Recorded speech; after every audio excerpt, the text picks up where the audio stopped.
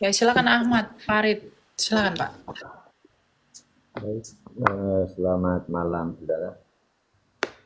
Ya, malam, Pak. Ada yang mau ditanyakan, Pak? Ini saya mau nanya nih Ya, tentang kalau dalam Tuhan saudara itu Tuhan Maha Kuasa tidak? betul. Bisa nggak kalau Tuhan Maha Kuasa, bisa nggak Tuhan tidak menjadi manusia karena kekuasaannya?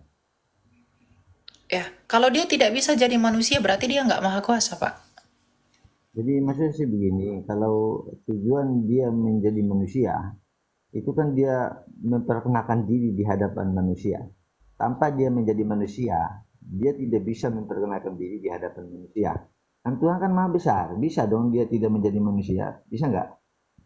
Iya, tapi kalau dia menjadi manusia, apa salahnya? Dia mau jadi kedondong pun bisa. Karena begini maksud saya itu, di dalam hukum identitas, Hukum kalau identitas yang mana dulu nih? sebentar dulu Bang, sebentar dulu Enggak, dalam, saya perlu tahu standar berpikir Anda itu pakai apa? ya kita Hukum kan malas identitas yang untuk, mana?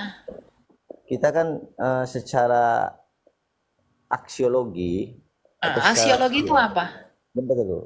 Aksio itu adalah sesuatu yang diyakini oleh manusia. Dengar dulu saya bicara saudara ya. Iya, ya. Bahwa suatu hukum identitas itu seperti begini ya.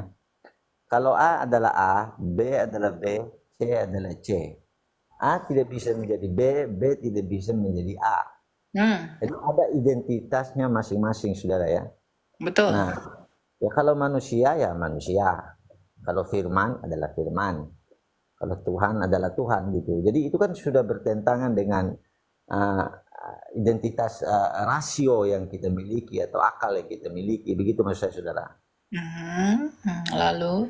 Dan itu kan bertentangan. A kok bisa jadi B, B kok bisa jadi A. Sesuatu kitab yang kita dinamakan kitab suci, dia tidak Lalu Anda mendefinisikan kemahakuasaan itu sebagai apa dong? enggak ini kan kita Anda menggelari dia sebagai yang maha kuasa, ya. Realitas itu Anda gelari sebagai yang maha kuasa. Gimana?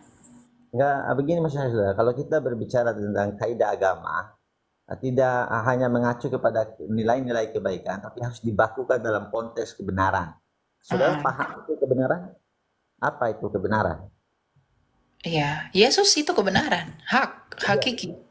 iya benar-benar. Ya saya akui itu kan pendapat Ya, saudara. puji Tuhan. Kapan dibaptis, Pak? Sebentar dulu, sebentar Kapan dulu, dibaptis? sebentar dulu saudara, sebentar dulu Bu. Saya itu Anda apa? sudah mengaku Yesus kebenaran. Sebentar dulu, saudara. Jadi maksud saya begini ya, kalau Heeh. kata kebenaran itu saudara, itu kan kata pinjam. Dengar dulu, bagaimana itu bisa dikatakan benar? Gitu maksud saya itu. Paham nggak? Iya, betul. Apa alat uji saudara menyatakan bahwa Yesus itu dikatakan Tuhan? Karena setahu saya, Yesus itu tidak pernah mengatakan dirinya Tuhan karena dia itu Oh, kan, siapa bilang Yohanes 13 ayat 13? Bapak nggak pernah baca ya? coba baca di Matius 10:40 saudara. Bisa nggak? Enggak, Yohanes 13 ayat 13, Yesus mengakui dirinya adalah Tuhan.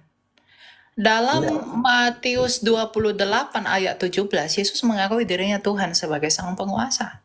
Tapi Bahkan di dalam Wahyu dikatakan dia kurios kurion.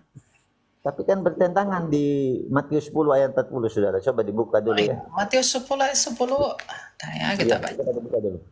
Dia yang mengutus aku di situ dia punya bilang. Iya, betul. Dia di situ adalah Bapaknya. Ya, ini kan sudah jadi dia Tuhan tuh punya bapak lagi itu bagaimana itu bisa diterima oleh Tuhan itu gelarkah atau esensi? ya kalau Tuhan itu kan ya tergantung Sebenarnya cara saya pandang tanya, manusia. Bapak kan sok-sok filsafat nih. Nah, saya mau tanya, Tuhan itu gelar atau esensi? Itu tidak ada semuanya dalam nilai ketuhanan. Aduh, udah. Tidur aja, Dengar Pak. dulu, saudara. Ya, makan malam ya, kasih pakai bakso ya, agak pedas ya. Ya, saya sok-sokan ngajari orang, tapi dia sendiri nggak tahu dia ngomong apa, gitu. Ya, makan bakso, Pak. Enak bakso ya. Bakso rebus. Biar lebih sehat ya.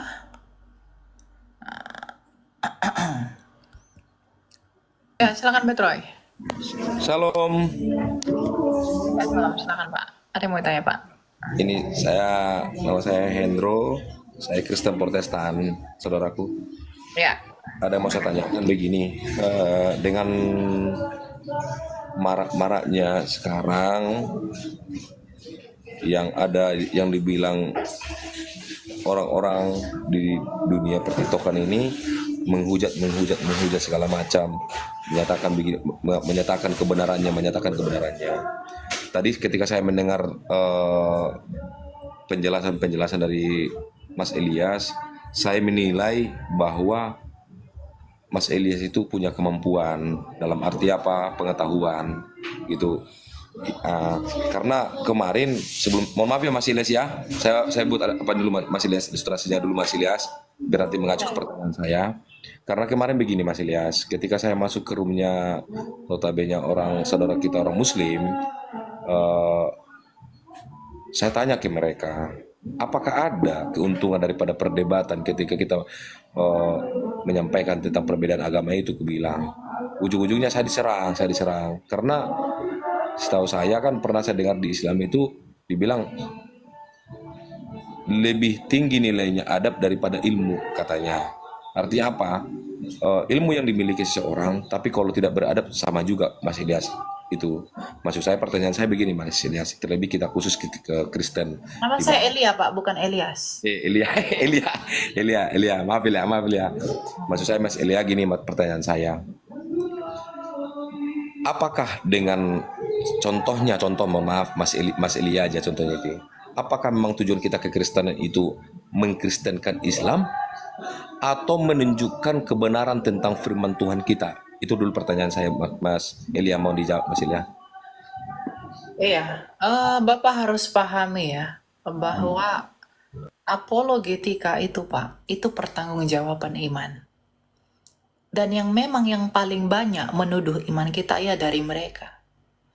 Ya mau tidak mau kita harus melakukan counter balik. Jawab tuntas semua tuduhan-tuduhan mereka yang tidak berdasar itu. Ya, karena bagaimanapun kekayaan kekristenan jauh lebih unggul daripada mereka. Kita sudah ada 700 tahun sebelum mereka lahir ke dunia ini. Jadi apologetika itu dipahami dulu maknanya apa. Mungkin Anda yang menafsirkan bahwa seolah-olah terkesan kita mau mengkristenkan mereka. Enggak. Kita menjawab apa yang mereka tuduh. Kita menjawab apa yang menjadi kendala mereka untuk sulit memahami Kristus. Kita menjawab apa yang membuat mereka tersandung kepada pengertian mengenai Kristus. Jadi tujuan apologetika itu adalah menguduskan Kristus dan karyanya. Ya, bukan membela Tuhan, bukan. Menguduskan Kristus. Ya. Nah, kadangkala beberapa apologet itu melakukan komparasi dengan iman mereka sebagai penanya. Untuk membawa itu melakukan komparasi dengan iman mereka itu sebagai metode agar mereka sampai. Misalnya nih, ketika Yesus firman Allah, mereka susah memahami, ada firman, ada Bapa, ada Roh Kudus, mana yang bingung. Nah, ketika kita bawa pengantar kepada mereka, mereka percaya kitab suci mereka adalah firman Allah menjadi buku. Maka kita firman Allah menjadi manusia, yaitu Yesus Kristus. Dengan metode yang seperti itu, mereka bisa dapat memahami dengan baik. Meskipun hati nurani mereka tidak akan mau percaya. Kenapa? Karena ya sudah didogma dari dulu. Gitu loh. Jadi kita bukan mau kristenkan mereka. Kita mau mereka mendengar Injil agar mulut mereka tidak punya kuasa untuk mengatakan ketika Yesus datang sebagai Raja bahwa kami belum mendengar kabar keselamatan itu. Kamu sudah dengar kabar keselamatan. Kamu sudah dengar kabar mengenai Yesus Kristus. Kamu sudah mendengar Injil. Lalu kalau kamu tetap tolak, maka dosa-dosamu akan membinasakanmu. Tapi kalau kamu mau menerima, maka kamu dikuduskan dan didamaikan dengan Allah. Itu saja.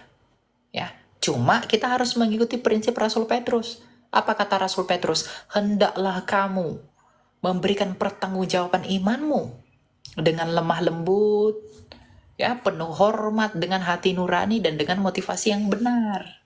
Kalau mereka hujat, kita hujat balik, apa bedanya kita dengan mereka? Tapi ada apologet yang begitu? Ada. Tetapi kan kita nggak tahu apologet yang begitu tuh nggak boleh dihakimi juga. Kenapa? Alasan mereka begitu tuh kenapa? Ya, mungkin mereka udah mampu, udah cara yang lembut-lembut tapi nggak bisa ngerti, ya dilakukan dengan cara yang begitu mereka bisa ngerti. Ya, jadi saya paham karena saya seorang apologet, Pak. Saya paham berdiri kita sebagai apologet ini kaki kita tuh di dua tempat, ya. Satu di surga, satu di neraka. Jadi saya persis tahu bagaimana rasanya untuk berhadapan dengan orang-orang yang berusaha mempersekusi kita. Kita tahu rasanya itu bagaimana. Ya, tapi itu tidak akan kita takutkan ketika kita sungguh-sungguh beriman kepada Kristus. Seperti kita apologet, kita nggak takut mati, Pak. Kalau kita takut mati, kita cari aman, kita ngapain nginjilin orang? Ya, batu mau dilempar apa segala macam, mau dibunuh, mau di apa segala macam, itu hal biasa. Dan justru harus terjadi begitu. Kenapa? Kalau tidak begitu, apa kebanggaan kami sebagai pelayan Tuhan? Untuk membuktikan ada bedanya kami yang di dalam Kristus dengan mereka yang tidak di dalam Kristus. Bahkan pemberontakan orang yang tidak mengenal Yesus adalah alat menjadi kemuliaan Allah kita. Karena buah mereka begitu, buah kita tidak begitu. Gitu loh. Jadi jangan dilihat dengan kacamata kuda. Kita harus lihat dari banyak perspektif. Makanya saya tidak mau menghakimi apologet-apologet yang mungkin kesannya kasar, ya, melihat, nah, we don't know what's happening. Kita nggak tahu. Tapi cara saya tidak begitu. Cara saya tidak penghujat. Saya tidak mau berkata-kata kotor, mengumpat, menghina, mencaci, memaki. Itu bukan gayanya saya. Karena saya mengajar orang. Ya. Bukan dengan demikian saya mau meninggikan diri, ya, bukan. Tetapi saya mau mengatakan itu bukan tipenya saya. Ya, jadi ya kita harus menghargai yang lain juga. Jadi tujuan kita bukan mau mengkristenkan mereka. Kita tidak punya kemampuan untuk membawa mereka kepada Kristus, Pak. Yesus berkata, Roh Penolong itu yang akan bersaksi mengenai aku. Jadi kalau mereka sampai percaya, itu pekerjaan Roh Allah sendiri. Kita ini hanya perpanjangan tangan Tuhan. Kita ini orang-orang yang dipakai oleh Roh Kudus. Roh Kudus itu tidak berbicara dari langit, dihembuskan, enggak. Dia nggak berbicara dengan suara-suara burung, enggak. Dia menggunakan manusia untuk membawa orang kepada Kristus. Makanya dikatakan dalam ayat Alkitab, siapa yang mengaku Yesus adalah Tuhan, ia datang dari Roh Allah. Tapi siapa yang mengutuk Yesus, dia dari roh iblis. Nah, kalau misalnya saya, Bapak berkata Yesus adalah Tuhan, percayalah kepada dia, Anda sedang digunakan oleh Roh Allah untuk memberitakan kebenaran itu. Karena tak satupun yang mampu mengaku Yesus adalah Tuhan selain daripada Roh Kudus. Jadi mereka percaya atau tidak percaya itu bukan karena kehebatan Elia, bukan karena kehebatan CP. Enggak, kita cuma alat yang dipakai, Pak. Kita cuma gunting yang mengguntingi. Ya, kita enggak, bukan pengguntingnya. Makanya Tuhan Yesus berkata, akulah pokok anggur yang benar, Bapakkulah pengusahanya, kamulah ranting-rantingnya, di luar aku kamu tidak dapat berbuat apa-apa. Di luar Kristus, kita nggak bisa lakuin apa-apa. Gitu loh. Ya, jadi tujuan kita bukan untuk mengkristenkan mereka, tetapi agar mereka mendengar kabar itu. Kabar baik bagi seluruh makhluk. Agar di dalam harapan pewartaan ini, saya berharap orang yang di luar Kristus yang mendengarkan saya, itu turut menikmati pendamaian dan pembenaran dari Yesus Kristus. Agar kita bisa duduk semeja di dalam perjamuan kawin anak domba itu. Itu karena kasih kita menginjili mereka. Gitu. Ya. Termulia nama Tuhan, terima kasih Mas Elia, sangat-sangat benar. Ya, terlebih saya juga terketuk hati saya, memang saya pribadi juga memang belum mohon maaf ya, belum sepintas Mas Elia menyampaikan tentang firman Tuhan. Cuman itulah kadang-kala kan saudara-saudara kita yang di luar agama kita selalu memakai kata-kata karena mereka tuh mengacunya AA gitu loh, mereka itu. Sementara kita kan anak domba Allah. Anak domba Allah itu kan seperti anaknya Tuhan gitu loh. Jadi cuma mereka kok kalian kayak domba sih, kayak hewan, seperti itu, dipelintir lah seperti itu. Yang kedua, masalah tentang kasih. Kalau kita bicara kasih, mereka selalu menyerang kita gitu. Jadi kadang-kadang mengambil ayat firman Tuhan juga mereka copot, tapi seperti Mas Elia bilang tadi, menjelaskan tentang firman Tuhan itu, tangkapan saya jangan mencopot, tapi bagaimana sih perjalanan dari firman itu, Mas, gitu kan. Ya gitu ya Pak ya. Jadi Oke, makasih. biar Tuhan yang jadi hakim mereka. Gitu. Ayah. Ya silakan Matthew. Halo Pak. Halo. Ya silakan, ada yang mau ditanyakan Pak. Saya mau tanya soal perbedaan Katolik ini, kan ada perpecahan dengan gereja, kayak gereja Ortodoks gitu ya Kak.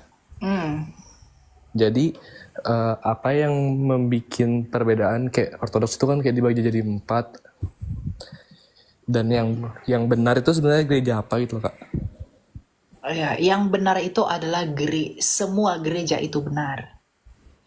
Ya, kebenaran gini, kita bisa mengatakan itu gereja benar itu karena mengacu kepada siapa?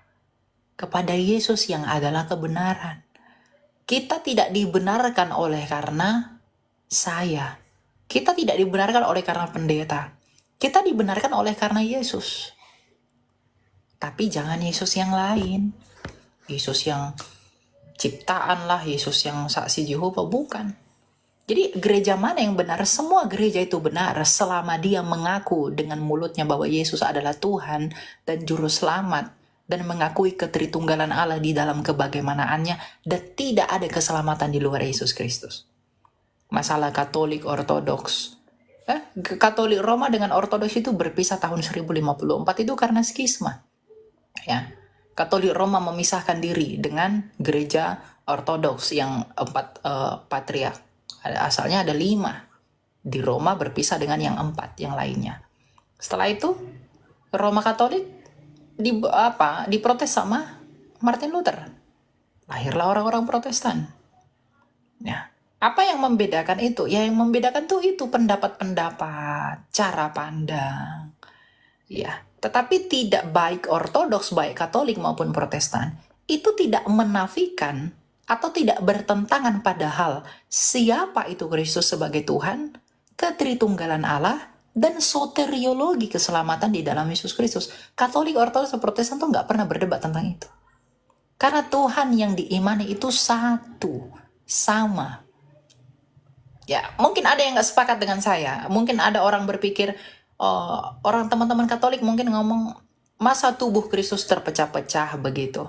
Ya, kalau tafsir saya tidak begitu. Tafsir kita tidak begitu. Ya, tubuh Kristus ya dengan banyak anggota tubuh. Ada tangan, ada kaki, ada perut, tapi tetap satu di dalam tubuh Kristus. Nah, mungkin orang-orang Katolik bilang satu tubuh itu ya harus satu di dalam gereja Katolik. Nah, mungkin mereka menafsir begitu. Ortodoks beda lagi cara pandangnya. Ya, kalau hanya berdebat pada lingkungan itu kita nggak akan maju, nggak akan berbuah.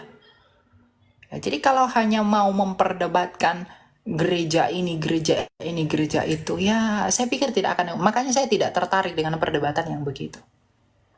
Jadi mau orang bilang, dia itu Protestan, dia itu bidat apa segala macam, nggak apa-apa, urusan Anda. Saya nggak tertarik meladeni yang begitu. Ya, jadi ya bagi saya baik Katolik, makanya saya iman Katolik pun saya bela kalau ada Protestan yang salah paham tentang iman Katolik. Saya bukan orang yang anti Katolik, anti Ortodoks. Ya, ada orang mengatakan, orang Protestan bilang, Bunda Maria itu disembah orang-orang Katolik, itu saya bantah, meskipun saya bukan Katolik. Ya, karena memang bukan begitu iman mereka. Karena saya ke TikTok ini bukan membawa gereja, saya membawa Kristus yang dikenal orang Katolik, yang dikenal orang Ortodoks, yang dikenal orang Protestan. Itu saja. Nah, tapi kalau ada yang berusaha memecah-mecah ya silahkan, nggak apa-apa. Saya tidak peduli dengan itu. Tapi visi saya bukan untuk itu. Gitu. Jadi kalau kamu tanya mana gereja paling benar, semua benar kalau di dalam Yesus Kristus. Sebagai Tuhan dan Juru Selamat yang bukan ciptaan, dan mengenal Allah Tritunggal, dan mengakui wahyu daripada para rasul. Begitu. Ya. Terima kasih Kak Elia. Tapi saya mau nanya lagi satu Kak, boleh Kak? Ya, silakan. Di Alkitab kan Tuhan Yesus kasih kunci ke Santo Petrus. Nah, dalam pengertian Kepada gereja, 12 rasul, bukan hanya kepada Petrus. Kepada semua rasul.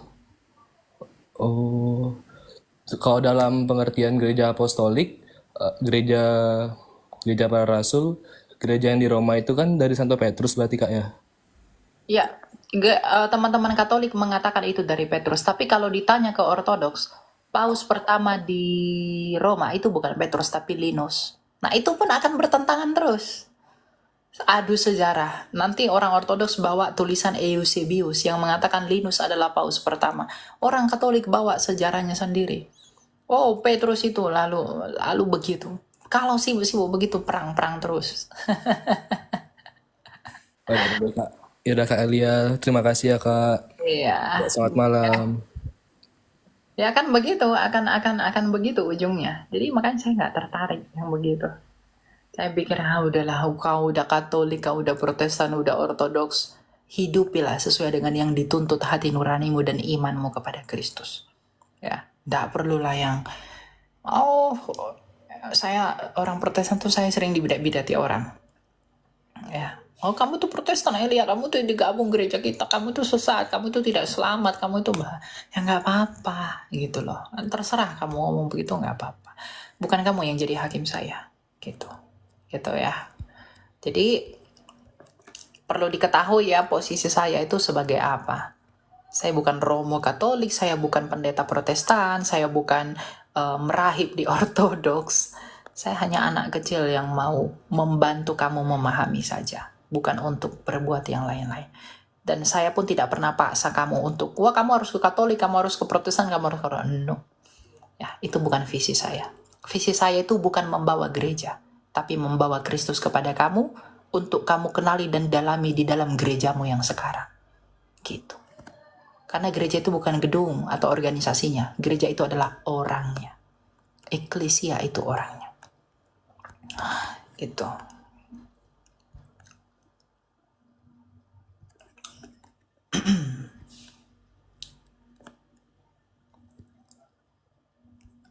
Banyak banget yang mau naik ini. 100 orang loh ini yang naik.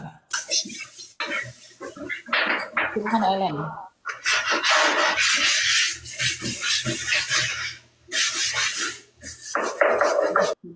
Bu, lagi berperang di mana itu, Bu?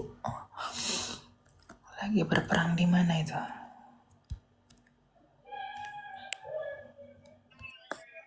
Silakan Bu BWC.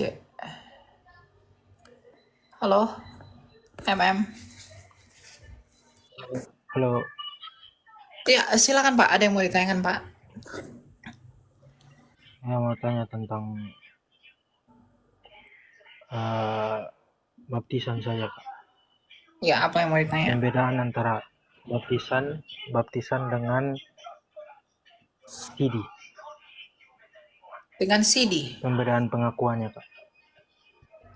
Kalau CD itu kan pengakuan iman untuk mengonfirmasi baptisan yang dia terima waktu kecil.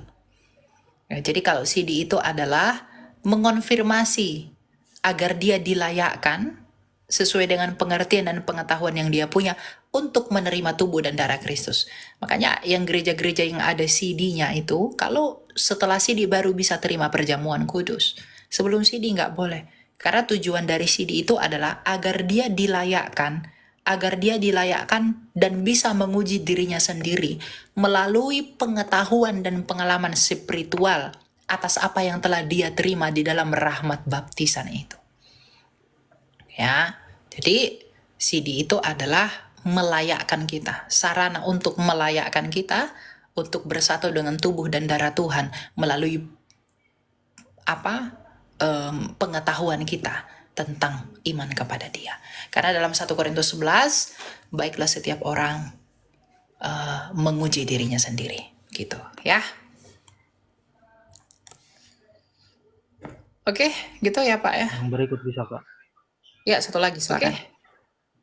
Halo, Kak. Ya, Kak, mau tanya tentang kan yang kita tahu ketika Kristen Protestan yang dibawa oleh Martin Luther itu kan ada beberapa dalil yang diprotes oleh Martin Luther. Yang saya tahu kan salah satunya surat indulgensi pengampunan dosa yang diperjualbelikan. Mungkin kakak bisa kasih gambaran kepada saya dan mungkin kita semua tentang apa isi 95 dalil yang dibawa oleh Martin Luther itu. Mungkin secara garis besar saja, Kak. Iya, sebab pada poinnya 95 dalil itu banyak ya. Saya tidak akan jabarin satu persatu, tapi pada intinya Luther itu memprotes gereja yang melihat gereja pada masa itu adalah gereja yang otoriter, tidak fleksibel, dan apa yang saya katakan ya, tidak lagi di dalam firman Allah menurut Martin Luther ya, sehingga dia protes karena tidak akan ada reaksi tanpa aksi. Jadi tidak mungkin Luther memprotes sekonyong-konyong kalau dia tidak melihat sesuatu yang menurutnya itu tidak berkenan. Ya gitu. Jadi dalilnya itu banyak sekali. Ya, tetapi itu adalah sejarah di masa lalu yang perlu kita pelajari, perlu kita lihat lebih dalam karena Katolik akan menjelaskan dengan caranya mereka, Protestan juga akan jelaskan dengan cara mereka. Nah, kalau adu-adu berantem lagi, ya saling membela diri itu hal yang wajar ya di dalam apologi ya. Ya, apalagi orang-orang Katolik garis keras tuh akan, wow, tidak, karena Luther itu pengen kawin aja, makanya dia protes, bla bla bla bla, nah gitu. Lalu orang-orang Protestan bilang, tidak, ini ya. Nah, jadi ya tidak akan ada habisnya gitu. Tapi secara garis besar, kalau kita mengikuti hukum yang berlaku bahwa tidak mungkin ada aksi protes kalau tidak ada sesuatu yang cukup untuk diprotes. Nah, di dalam pemikiran Martin Luther, gereja perlu diprotes. Ya, karena apa? Dia melihat banyak yang salah dalam gereja. Misalnya tadi indulgensia tadi.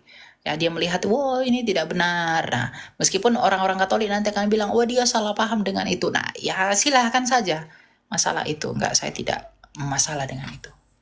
Ya, Berarti Kak, dari yang tadi kakak jelaskan, saya mengikuti. Pada intinya, yang terpenting itu menjadikan Yesus sebagai dasar utama dalam kehidupan kita agar kita dapat menerima anugerah keselamatan yang dijanjikannya. Nah, betul. tentang Betul. Kristen, Protestan, Katolik, dan Ortodoks, itu sebenarnya bagian dari penyataan Allah. Kalau saya pahami begitu bisa, Kak. Itu bagian dari penyataan Allah Ya, yang dia enggak izinkan. masalah. Ya, yang dia izinkan untuk bagaimana walaupun secara berbeda kita mengenali dia, tetapi kita satu di dalam dia. Bisa seperti itu, Kak. Ya. Oke, terima kasih banyak, Kak. Tuhan berkati. Tuhan berkati. Silakan Jonathan. Halo Jonathan. Ya, halo Kak. Selamat malam, Kak. Aku cuma pengen sharing aja Kak di pandangan Kakak untuk di ayat ulangan 24 aja Kak. Soalnya saya kemungkinan pengen tahu ada namanya tema di kami itu ada isu diskriminasi. Apakah bisa itu dimasukkan ke arah ke sana? Ulangan 24 ayat berapa? Ayat 7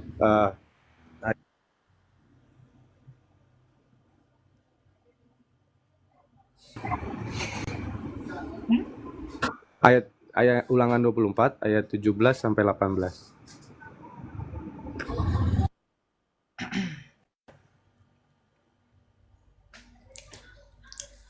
Ya, jadi mau Anda tanya dari ayat ini apa, Pak? Apa yang mau ditanyakan? Ya, 24 ayat 17. Janganlah engkau memperkosa hak orang asing dan anak yatim, juga janganlah engkau mengambil pakai seorang janda menjadi gadai. Haruslah kau ingat bahwa engkau pun dahulu budak di Mesir dan engkau ditebus Tuhan Allahmu dari sana. Itulah sebabnya aku memerintahkan engkau melakukan hal ini. Ya, apa yang mau ditanya dari ayat ini? Ini disempurnakan oleh Tuhan Yesus melalui hukum kasih. Kalau kita mengasihi sesama, ya jangan diperkosa haknya mereka. Oh, jadi berarti masih bisa dikategorikan diskriminasi, bukan Kak? Ya, yang mendiskriminasi itu nggak boleh. Berarti di ayat tersebutlah yang bisa menceritakan bahwa hak-hak kasih itu ya Kak? Ya, betul. Oh iya, cukup itu aja Kak. Terima kasih.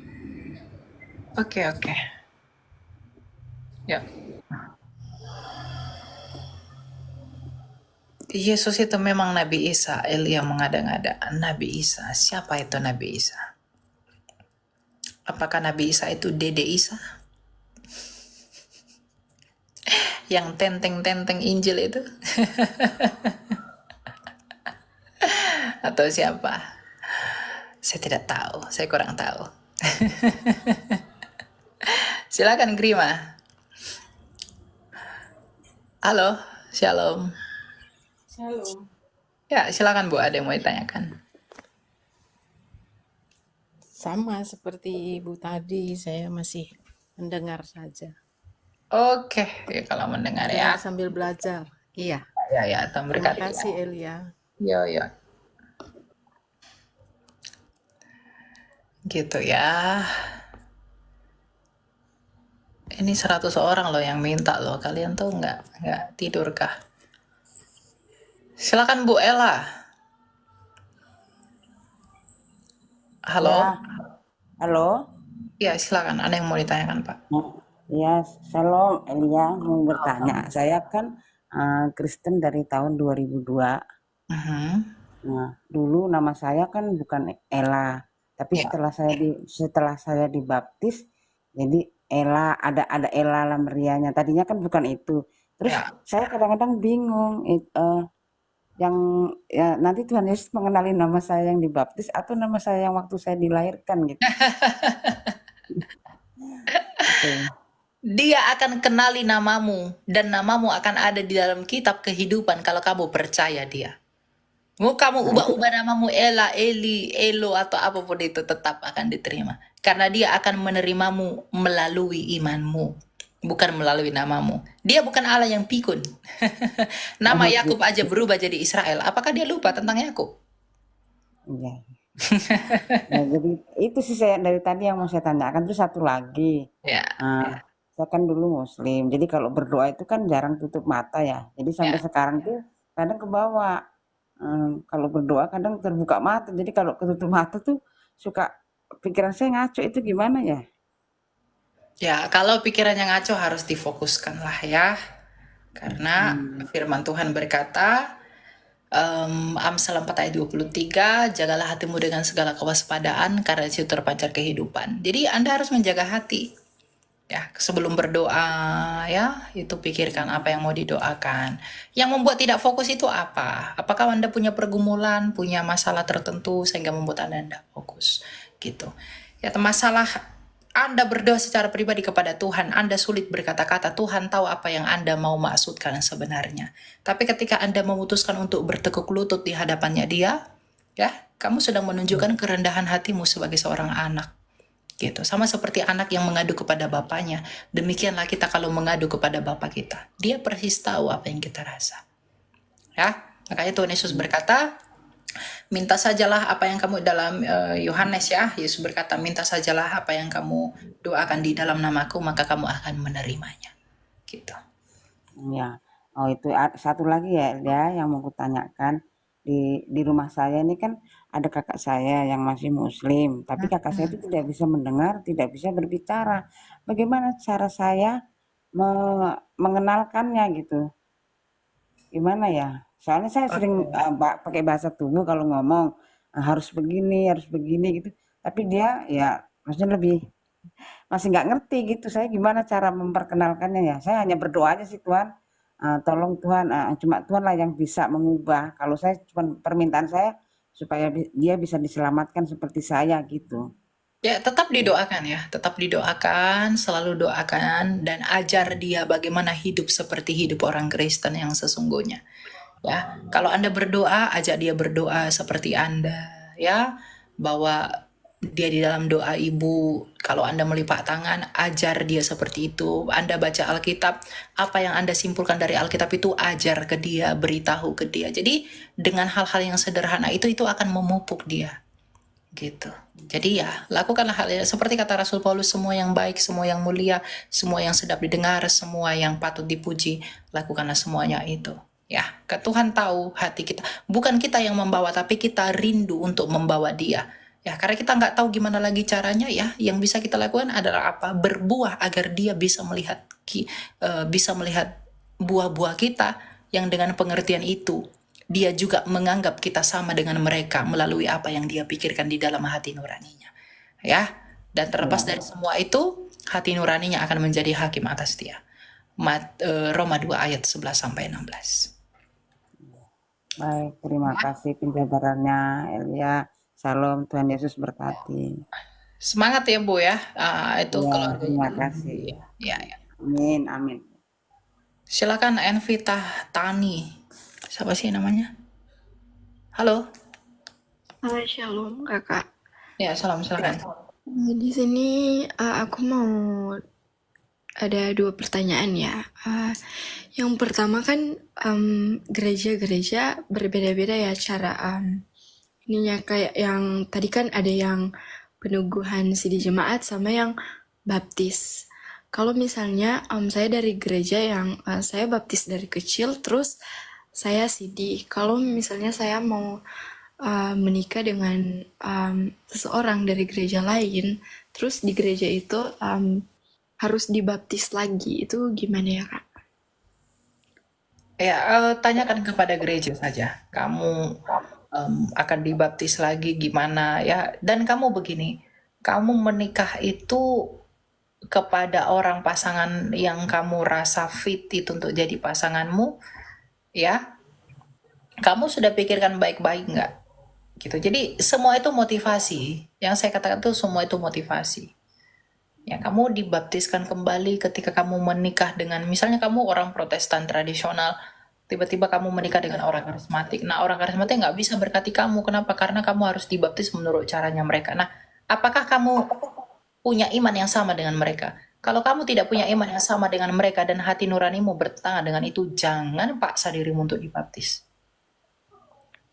Baptisan itu penerimaan. Jadi kamu itu bukan karena alasan menikah lalu kamu membaptiskan dirimu kembali. Tidak, tapi dengan alasan kebenaran dan pengetahuan kebenaran yang sudah kamu terima. Gitu. Karena kamu dibaptis itu bukan untuk menikah.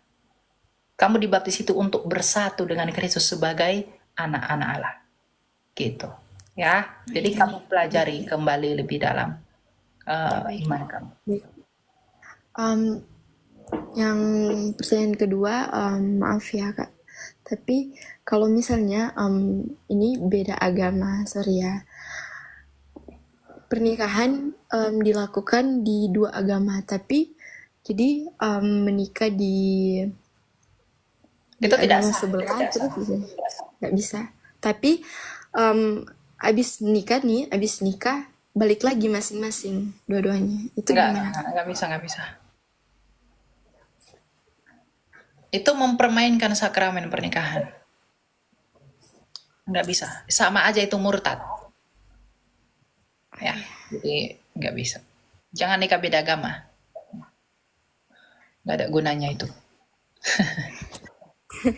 Ya baik Kak, terima kasih. Tuhan berkati. Tuhan berkati. Silakan Ova. Selamat malam. Selamat malam, shalom Kak. Ya, shalom, silakan. Aku mau tanya tentang baptisan. Jadi aku dulu baptisannya baptisan percik, tapi puji Tuhan sekarang udah baptisan selam karena pengen ikut yang sesuai yang ada dengan Alkitab. Jadi aku punya teman yang masih percik, jadi aku masih bingung jelasin ke dia kenapa aku pilih percik, tapi dia masih pilih baptis secara selam. Jadi dia ini masih percik. Nah, tapi dia selalu bertanya-tanya tentang itu. Jadi aku bingung gimana cara meyakinkan dia, dan apakah baptis percik ini benar apa salah. Kalau benar, kenapa gitu? Ya, kalau dia sudah kuat di dalam baptisan yang dia terima, kamu nggak bisa pengaruhi itu. Karena iman orang itu bertumbuh. Ya, kalau dia mengimani dengan baptisan yang lama, dia sudah adalah Kristen sejati, kamu nggak bisa ganggu itu. Dan kamu tidak bisa dakwah itu salah. Itu nggak bisa. Ya. Dan kalau dia kamu beritahu hal itu, tetapi lalu dia menyadari untuk di-mute dulu. Dia menyadari bahwa dia perlu dibaptis ulang karena dibaptis selam karena pertumbuhan imannya, dan dia merasa bahwa setelah dia punya pengetahuan, oh ternyata gitu ya, lalu dia dibaptis ulang, dibaptis selam agar dia merasa dia adalah orang Kristen dengan pengetahuan yang baru dia dapatkan, itu nggak masalah. Tapi kalau dia baptiskan dirinya untuk mempermainkan baptisan, itu nggak boleh. Gitu. Jadi kita nggak bisa mendakwa mereka, tapi itu tergantung imannya mereka. Itu setelah mengetahui kebenaran itu bagaimana. Kalau bagi mereka kebenarannya itu baptiskan itu dengan cara dipercik, ya kamu nggak bisa ganggu itu. Karena iman itulah yang menghantarkan kita untuk melakukan tindakan baptisan. Percaya dan dibaptis. Nah, percayanya ini padahal apa dulu? Kalau dia sudah percaya bahwa baptisannya dengan dipercik, itu dia sudah jadi orang Kristen dan dia diterima, maka kamu nggak bisa ganggu-ganggu itu. Tapi kalau dia dulu dipercik, lalu dia diberi pengetahuan tentang baptisan selam, lalu dia merasa bahwa, wah, saya percaya kepada selam karena memang begitu ya, lalu dia dibaptiskan oleh karena itu, ya itu nggak masalah. Gitu. Jadi bukan kita yang tentukan mereka, tapi mereka sendiri dalam perjalanan imannya sesuai dengan pengetahuan yang mereka punya dan perenungan mereka di dalam pengetahuan itu. Gitu. Gitu ya. Siapa namanya? Ova? Iya Kak. Walaupun di Alkitab menuliskan seperti itu nggak apa-apa ya gitu. Gak apa-apa, gak apa-apa. Oh, Ya. baik. Oke, gitu ya. Iya. Makasih Kak untuk Oke, ininya. Tuhan berkati ya. Silakan Puji, Astuti. Halo Bu Puji. Selamat malam.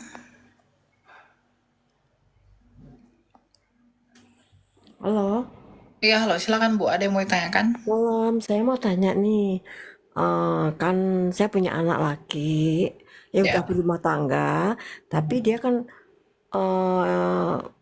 ingin bercerai dengan istrinya, dan saya itu menahan surat pernikahannya. Saya menentang perceraian itu.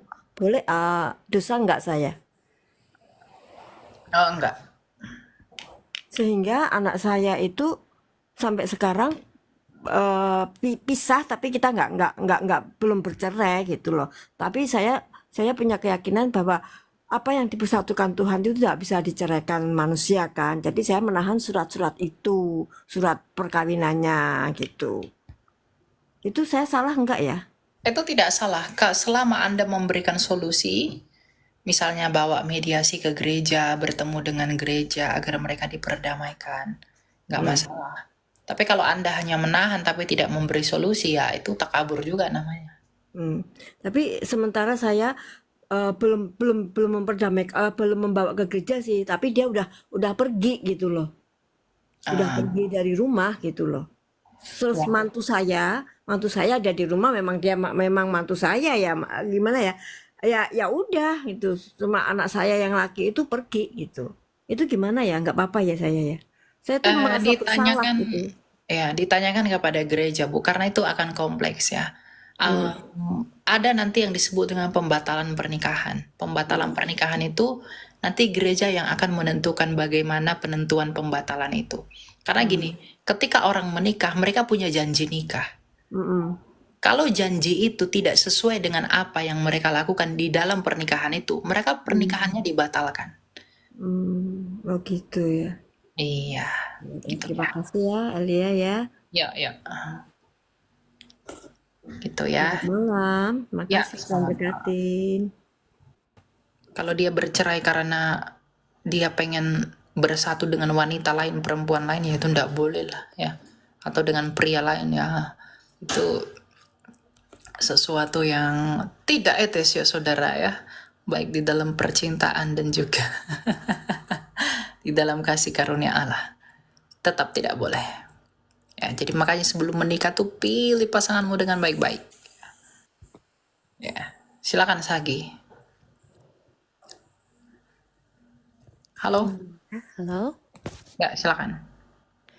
Em, aku mau nanya nih, Ya, kan tentang ada apa? nih beberapa orang kesaksian tepatnya gitu kan, kayak nggak gimana ya, kesaksian atau gimana, cuman mereka bilang kalau misalkan Tuhan itu datang ke mimpinya ngomong kayak gini apa segala macam. Menurut kakak itu benar adanya nggak sih? Bisa benar, bisa tidak. Karena Tuhan itu tidak bisa dibatasi. Dia bisa mewahyukan dirinya kepada siapapun melalui mimpi, penglihatan, itu bisa. Tetapi Tuhan Yesus berkata apa dalam Matius 7 ayat 16? Dari buahnya lah kamu kenal mereka. Nah, buah mimpi itu apa dulu? Kalau aku bermimpi didatangi Yesus, ternyata Roh Kudus adalah istri saya. Sesat itu. Dari setan itu. Ya. Tapi kalau dia berkata, saya bermimpi, kita ternyata harus percaya kepada Yesus. Karena kalau kita tidak percaya kepada Yesus, itu akan binasa. Itu sesuai dengan narasi kitab suci. Ya. Ya berarti Tuhan memakai orang itu untuk menyatakan hal itu, menjadi saksi bagi apa yang akan disaksikan, yaitu berita dan firman Allah dalam kitab suci. Jadi ujilah segala sesuatu. Itu kata Alkitab. Ya, jadi bukan mentah-mentah menerima begitu saja. Makanya semua orang Kristen tuh harus belajar imannya, agar kita tahu mana yang benar, mana yang nggak benar, agar kita nggak mudah disesatkan, nggak mudah ditipu. Ya, umatku binasa karena kurangnya pengetahuan dan pengenalan akan aku, kata Tuhan. Jadi kalau kita nggak punya pengetahuan yang banyak, kita nggak mengenali Dia, ya kita bisa binasa. Makanya hal yang disukai Tuhan apa di dalam Yeremia 9 ayat 24? Ya, mengenali dan memahami bahwa Dialah Tuhan yang penuh dengan belas kasih, keadilan, dan kebenaran. Jadi yang Tuhan sukai adalah kalau kita mengenal dan memahami Dia di dalam kebenarannya, keadilannya, dan belas kasihannya. Gitu. Jadi semua orang Kristen tuh harus belajar. Nggak ada belajar tuh pendeta aja, nggak ada yang begitu. Gitu ya. Jadi lihat dari buahnya, apakah itu sesuai dengan apa yang dituntut kitab suci atau malah bertentangan. Kalau bertentangan, itu sesat. Saksi-saksi Yehova, Mormon itu juga pakai mimpi-mimpi. Tapi mimpinya apa? Ternyata Yesus itu bukan Tuhan ya. Yesus itu hanya malaikat ciptaan. Itu kata saksi Yehova. Itu bertentangan dengan kitab suci yang berkata bahwa orang yang mengaku Yesus adalah Tuhan, itu dari Roh Kudus. Kalau dia mengatakan Yesus itu bukan Tuhan, itu bukan dari Roh Kudus. Gitu. Jadi tolak. Gitu. Ya. Oke, tapi boleh nanya lagi nggak? Ya, silakan. Apa tuh? Terus ini soal mimpi-mimpi juga gitu sih. Soalnya kan ada juga beberapa orang yang kayak setahu aku tuh gimana ya? Kalau misalkan ada nih barang yang kehilangan atau apa gitu kan. Terus jadi kayak seakan-akan dia ngebawa nama Tuhan kayak ya aku mimpi kayak gini. Tapi balik lagi ya percaya sama Tuhan Yesus karena emang gini. Pokoknya dia ngebawa nama Tuhan Yesus gitu loh. Ya, itu kan pengertiannya dia tentang apa yang dia peroleh.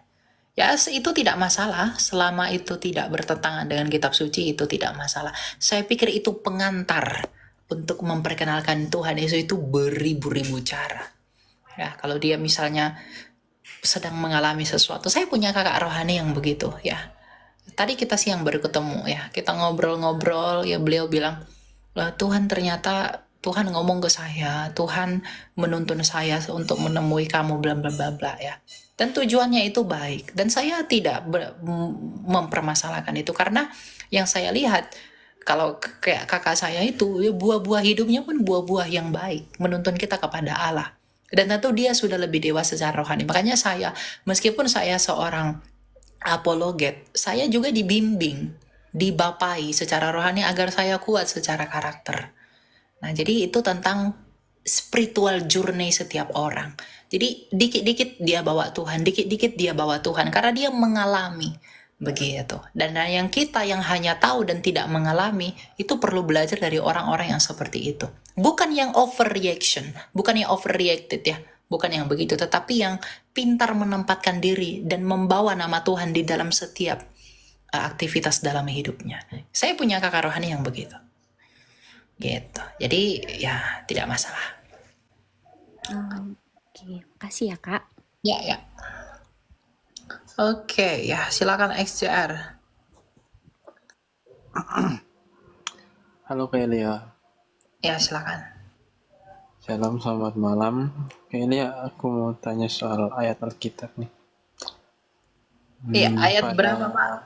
pada Lukas 19 ayat 27 itu arti dan maksud ayat tersebut apa Kak Elia? Lukas 19 ayat 27 ya? Ya, Lukas 19 ayat 27. Ya.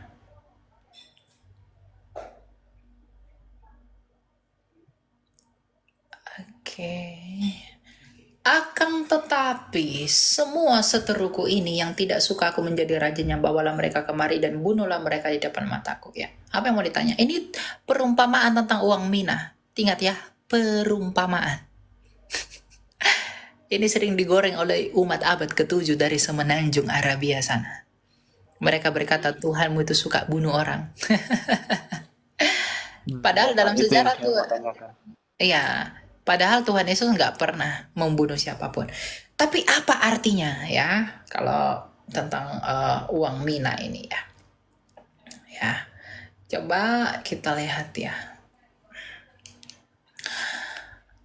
Dalam budaya orang Yahudi pada masa itu, satu mina itu kurang lebih sama dengan 3 bulan gajinya orang pada saat itu. Karena uang mina itu adalah timbangan orang Yunani, ya.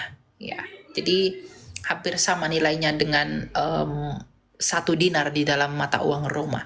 Nah, ini konteksnya itu ketika Tuhan Yesus itu datang ke kota Yerusalem. Ya, dan orang-orang di masa itu percaya bahwa kerajaan Allah akan kelihatan. Ya. Dan selama pelayanan Yesus di dalam menyembuhkan, mengajar, bermujizat dan melakukan hal-hal yang ajaib, di samping memberitakan kabar baik, Tuhan Yesus menyembuhkan orang buta, menyembuhkan sakit kusta dan segala macam. Orang-orang yang mengikuti Yesus dengan melihat perbuatannya dia itu mengharapkan kerajaan Allah itu adalah suatu kenyataan yang visible, yang bisa dilihat ya. Dan Yesus mengetahui, dan dia mengetahui bahwa banyak orang yang gagal memahami tentang kedatangannya itu. Kedatangan kerajaan Allah itu. Ya, mereka gagal dan tidak bisa melihat kerajaan Allah seperti yang Tuhan Yesus maksudkan, melainkan seperti yang mereka mau, yang harus dilihat secara visible. Secara kelihatan. Nah, Tuhan Yesus itu membantu mereka untuk mengerti tentang kerajaan Allah ini yang tidak kelihatan ini. Tuhan Yesus tuh mau membawa orang Yahudi dari pengertian kerajaan Allah yang kelihatan dengan pengertian kerajaan Allah yang tidak kelihatan di dalam dia, itu menggunakan perumpamaan tentang uang mina. Ya, bahwa dia menggunakan perumpamaan uang mina itu secara tidak langsung dia bermaksud untuk apa? Untuk merujuk kepada kejadian-kejadian yang pernah terjadi di masa lalu. Dengan nilai uang tadi. Gitu. Jadi Tuhan Yesus tuh bukan mau berkata, oke, yang tidak mau percaya aku jadi raja, bunuhlah mereka. Tidak. Tapi Tuhan Yesus itu sedang menggunakan perumpamaan uang mina agar mengingatkan orang Yahudi tentang peristiwa di masa kelam, pembunuhan, kejadian kejahatan, dan lain-lain, bahwa kerajaan Allah itu bukan tentang itu, tapi tentang apa yang saya bawa ini. Apa itu? Perdamaian. Ya, jadi bukan seperti yang mereka pahami orang-orang di luar Kristen. Gitu ya? Ya, oke Kak. Terima kasih untuk jawabannya. Jadi itu perumpamaan ya. Itu ada sejarahnya. Sejarahnya panjang sekali kalau saya jabarkan, karena itu tentang nanti dari Arkelaus, dari ini segala macam tentang uang itu panjang, tapi tafsirnya kurang lebih begitu. Ya. Iya, oke Kak. Masih boleh tambah satu pertanyaan Kak? Ya, silakan. Masih kurang mengerti tentang katekisasi CD itu tujuannya apa ya Kak? Tentang katekisasi CD? Yaitu Iya untuk kak. itu tadi, agar mereka bisa mengerti, yang dengan kemudian mereka dapat menguji diri mereka sendiri. Kan itu kan CD itu kan kalau mereka sudah punya pengertian tentang firman Allah. Nah, mereka dibekali pengetahuan, mereka dibekali pengenalan, agar di dalam pengetahuan dan pengenalan itu mereka bisa menguji mereka sendiri menurut firman, apakah mereka layak atau tidaknya untuk bersatu di dalam Tuhan melalui perjamuan kudus. Jadi tujuan umum dari katekisasi CD itu adalah untuk mengajar kita dan mendidik kita di dalam kebenaran. Makanya dalam 2 Timotius 3 ayat 16 dikatakan, semua tulisan yang diilhamkan oleh Allah itu bermanfaat untuk mengajar, menyatakan kesalahan, dan mendidik dalam kebenaran. Nah, itulah yang dihantarkan oleh para pendidik di dalam CD itu. Jadi membantu mendewasakan iman mereka yang dengan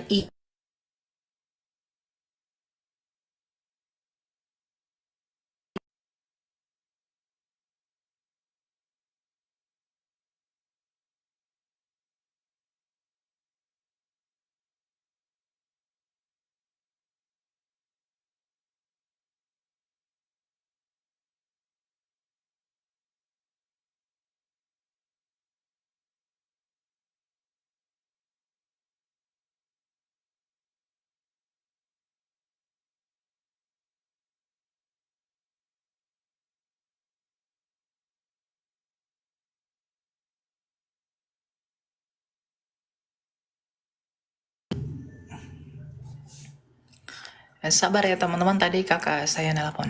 Ya. Oke, ada lagi yang mau ditanyakan, Stylen? Nggak ada kak. Untuk pertemuan kedua kali ini sudah cukup. Oke, gitu ya.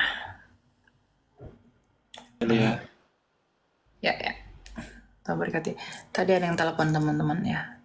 Saya disuruh buatin logo. Desain. Gitu. Dan terus saya harus bekerja. Siapa yang tidak bekerja janganlah ia makan. Gitu ya.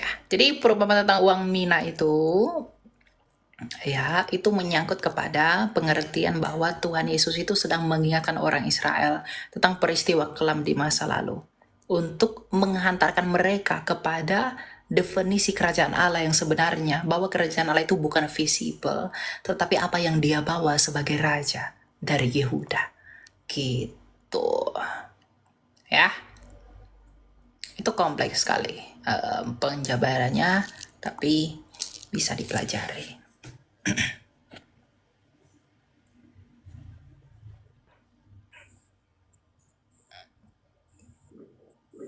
Silakan siapa ini?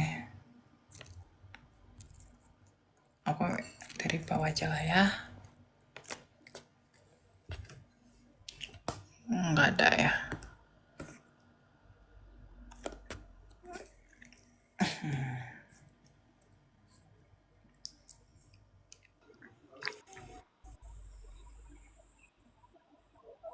Ya, silakan Caroline. Oke, Shalom. Ya, silakan.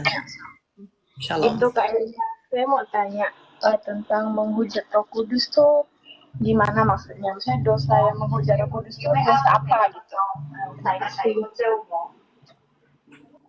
Ya, dosa menghujat Roh Kudus itu kan konteksnya itu ketika Tuhan Yesus itu mengusir setan. Dia mengusir setan, dia melakukan mujizat, dan orang Farisi menyaksikan pekerjaan Tuhan Yesus itu. Tetapi mulut orang Farisi itu menyangkali apa yang Yesus lakukan. Ya, jadi Roh Kudus itu memberikan kesaksian kepada orang Farisi tentang apa yang Kristus lakukan, bahwa pekerjaan Kristus itu adalah pekerjaan Mesias. Tetapi mulut orang Farisi mengatakan dengan Belzebul penghulu setan dia mengusir setan. Ya, artinya dia menolak untuk percaya atas apa yang Roh Kudus saksikan mengenai Kristus. Jadi menghujat Roh Kudus itu adalah menolak untuk percaya kepada Yesus. Gitu. Oh, berarti sama kayak misalnya agama lain, dia kan nggak percaya sama Tuhan Yesus. Itu termasuk menghujat Roh Kudus nggak?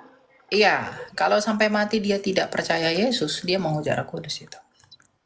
Satu lagi Kak boleh. Eh, aku mau tanya, kalau orang Kristen itu boleh nggak kerja di tempat perjudian dia gitu? Karena ada teman saya yang kerjanya di tempat judi, dia jadi admin gitu, balas-balas chat customer dia bilang. Suaranya nggak jelas. Anda lagi di mana ya? Maaf. Saya nggak bisa dengar. Nggak. Halo? Iya, lagi di ruangan ya. Soalnya dia bergema. Ruangan apa? Boleh keluar, cari tempat yang lebih. Oke. Nah, shalom, bisa dengar Kak? Sorry. Ya. Silakan. Jadi teman saya kan kerja di tempat judi gitu kan, dia balas-balas chat customer gitu. Boleh nggak sih orang Kristen kerja di tempat kayak gitu? Boleh nggak bekerja di tempat judi? Dia balas-balas chat customer. Oh ya.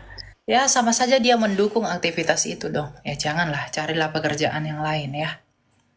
Gitu. Artinya kita menjadi perpanjangan tangan untuk melakukan kejahatan. Jadi jangan usah. Oke, terima kasih ya Kak Elia. Oke. Silakan kita Ernest.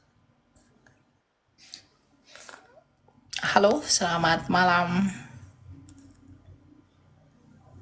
Ernest, nggak ada ya? Oke. Ini deh. Udah join deh.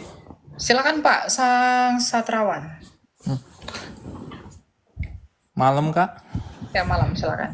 mau bertanya tentang riba. Bagaimana pandangan Kristen tentang riba Kak? Itu aja cukup. Makasih. Ya masalah riba itu sebenarnya bukan masalah di ribanya itu, tetapi prinsip relasi kasih di dalam riba itu atau bunga. Karena begini Pak, biasanya orang, jadi itu semua tentang kerelaan hati. Ya, jadi kalau misalnya saya kreditur, Bapak debitur, ya. Bapak bilang debitur sama saya, Elia, saya pengen pinjam dong uang kamu, berapa? 100 juta. Lalu saya bilang, waduh, kalau saya pinjamin ke kamu, saya dapat upah lah. Atas uang saya ini, kalau uang saya ini saya buat bisnis, saya dapat untung. Saya misalnya jualan bakso, saya bisa untung sekian juta per tahun. Nah, kalau uang yang seharusnya jadi usaha ini saya berikan ke Bapak, ya Bapak harus kasih dong untungnya ke saya. Gitu. Ya, bunganya 2% gitu. Lalu Bapak bilang, oke nggak apa-apa, saya akan bayar 2%. Dan Bapak rela untuk menerima itu. Nggak masalah. Kecuali, kalau misalnya, nih saya pinjamin kamu nih 100 juta. Nah, tiba-tiba di tengah-tengah periode pinjaman, saya naikin bunganya tuh suka hati tuh. Sehingga mencekik kamu. Membuat kamu kesakitan, nggak tahu gimana cara bayarnya, bla bla bla gitu. Nah, itu kan menyiksa Anda. Nah, tidak ada kasih di dalam itu. Jadi bukan masalah riba lah apa segala, bukan masalah itu, tapi masalah relasinya. Apakah itu merugikan kamu? Apakah itu menguntungkan kamu? Atau apakah itu akan membunuh kamu? Gitu. Kalau hal itu akan membunuh saudaramu itu, jangan lakukan. Tapi kalau itu akan membantu saudaramu dan saudaramu rela menerima itu dengan apa yang kamu bebankan, ya silahkan dilakukan gitu. Jadi nggak ada hukum-hukum riba dalam Kristen itu, nggak ada. Semua tentang relasi gitu. Oke Kak, makasih Kak, cukup. Ya.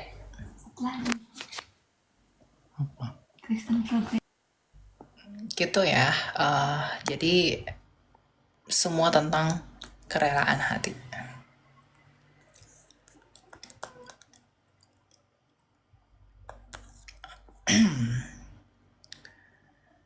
Dan ada banyak sekali yang mau naikin ya, aduh. Gak bisa itu. Sampai pagi pun kayaknya gak bisa habis ini. Ini lama banget sih aturannya.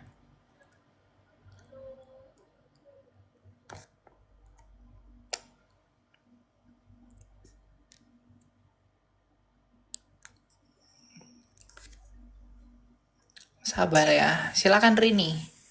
Shalom Kak Elia. Aku mau nanya, mungkin dari beberapa orang juga yang menanyakan hal ini juga, tentang apa tujuan Tuhan menciptakan manusia, dan kalaupun Tuhan sendiri bisa melakukan semuanya, kenapa Tuhan menciptakan manusia, malaikat, iblis? Ya, terima kasih Kak. Ya, kenapa Tuhan menciptakan manusia? Kejadian 1 ayat 28. Tuhan menciptakan manusia itu untuk menjadi mandataris atas bumi ini. Dia menciptakan langit dan bumi, dan di dalam dirinya dia berpikir di dalam kemahakuasaannya bahwa perlu ada manusia untuk menghidupi bumi ini, untuk beranak cucu dan memenuhinya. Jadi Tuhan menciptakan bumi ini adalah untuk memenuhi seluruh bumi dan menjadi penguasa atas bumi. Ya, Kejadian 1 ayat 28. Ya. Dan dengan penciptaan itulah, dengan demikian dia membagikan kasihnya kepada manusia. Jadi tujuan Allah menciptakan manusia adalah untuk tujuan yang kekal, dengan membagikan kasihnya dan menjadi penguasa atas bumi ini. Karena kita memang didesain untuk di bumi ini, berkuasa di bumi ini. Kita tidak pernah diciptakan untuk di sorga. Kita diciptakan untuk tinggal di bumi ini, bukan di tempat lain. Satu lagi Kak, mau nanya tentang kemasukan Roh Kudus ya. Seperti yang kita tahu kan, nggak semua orang bisa kemasukan kuasanya Roh Kudus. Dan waktu kemarin doa 10 malam, saya teman selama 10 hari berturut-turut, teman saya ini selalu kayak kemasukan gitu. Terus saya bilang, apakah itu sungguh-sungguh dia kemasukan? Apakah itu benar-benar Roh Kudus? Kok setiap hari selama 10 hari kok dia selalu kemasukan gitu? Apakah itu termasuk saya menghujat Roh Kudus apa gimana Kak? Enggak. Dia kemasukan Roh Kudus itu pengertiannya apa? Maksudnya dia berbahasa roh begitu? Iya, jadi dia berkata-kata seperti orang yang kemasukan, tapi kata-katanya tetap seperti itu dalam 10 hari berturut-turut. Saya, apakah ini kemasukan gitu? Apakah Ada saya nggak yang berdosa menafsirkan gitu? bahasa itu? Kenapa Kak? Ada nggak yang menafsirkan bahasa itu? Enggak, Atau dia kasih tahu nggak artinya apa samamu? enggak. Dia cuman begitu doang. Jadi orang Enggak, juga itu bukan bahasa roh. Oh iya. Karena Jadi di dalam 1 Korintus 14 ayat 13 dikatakan, kalau kamu berbahasa roh, berdoalah agar kepadamu juga diberikan karunia untuk menafsirkannya. Jadi kalau saya berbahasa roh dan kamu dengar saya berbahasa roh, setelah saya berbahasa roh, saya akan berdoa kepada Tuhan agar saya diberi karunia untuk menafsirkan bahasa tadi, agar kamu dibangun oleh bahasa roh saya itu. Nah, tapi kalau dia cuma cuap-cuap saja, tetapi tidak ada tafsirnya, lalu kamu tidak dibangun untuk itu, malah kamu jadi tersandung, itu bukan bahasa roh. berarti saya nggak menghujat berarti ya Kak ya? Enggak. Oke, terima kasih ya Kak udah dinaikin. Shalom. Gitu ya. Jadi jangan percaya kepada pendeta-pendeta yang membenarkan dirinya.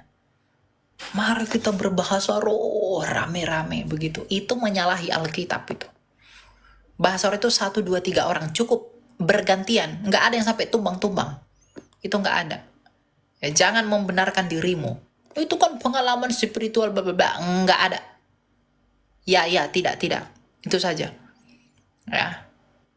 Nggak ada. Roh Kudus itu memurnikan pikiran kita, memberikan kita hikmat. Ya, bukan malah ngomong-ngomong tidak jelas. Makanya Rasul Paulus berkata dalam 1 Korintus 14 bahwa aku lebih suka di dalam pertemuan jemaat menggunakan 5 kata yang bisa dimengerti daripada beribu-ribu kata bahasa roh. Ngapain kita di tempat umum berbahasa roh? Biar kamu kelihatan rohani gitu? Atau biar kamu kelihatan, wah si paling Roh Kudus begitu? Nggak penting yang begitu-begitu. Ya, hidupmu adalah buah dari Roh Kudus. Makanya dikatakan buah-buah roh. Penguasaan diri itu buah roh. Kalau kamu mengaku diurapi Roh Kudus, lalu kamu tidak bisa menguasai dirimu, kamu tidak bisa kontrol dirimu, roh mana yang menyinggapi kamu itu? Buah roh itu penguasaan diri. Lalu kamu mengaku diurapi Roh Kudus, tapi kamu lompat-lompat ke sana kemari, jatuh tumbang segala macam. Roh mana yang menghinggapi kamu? Roh Allah itu hanya 1. Tidak ada 5. Ya. Jadi jangan benarkan diri. Kalau itu salah, itu pasti salah. Ya, nggak ada eh, bahasa roh yang kecang-kecang begitu tuh, nggak ada itu.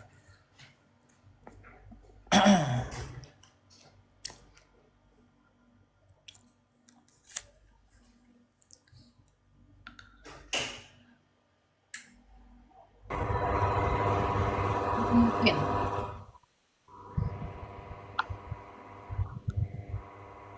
Halo, yakin?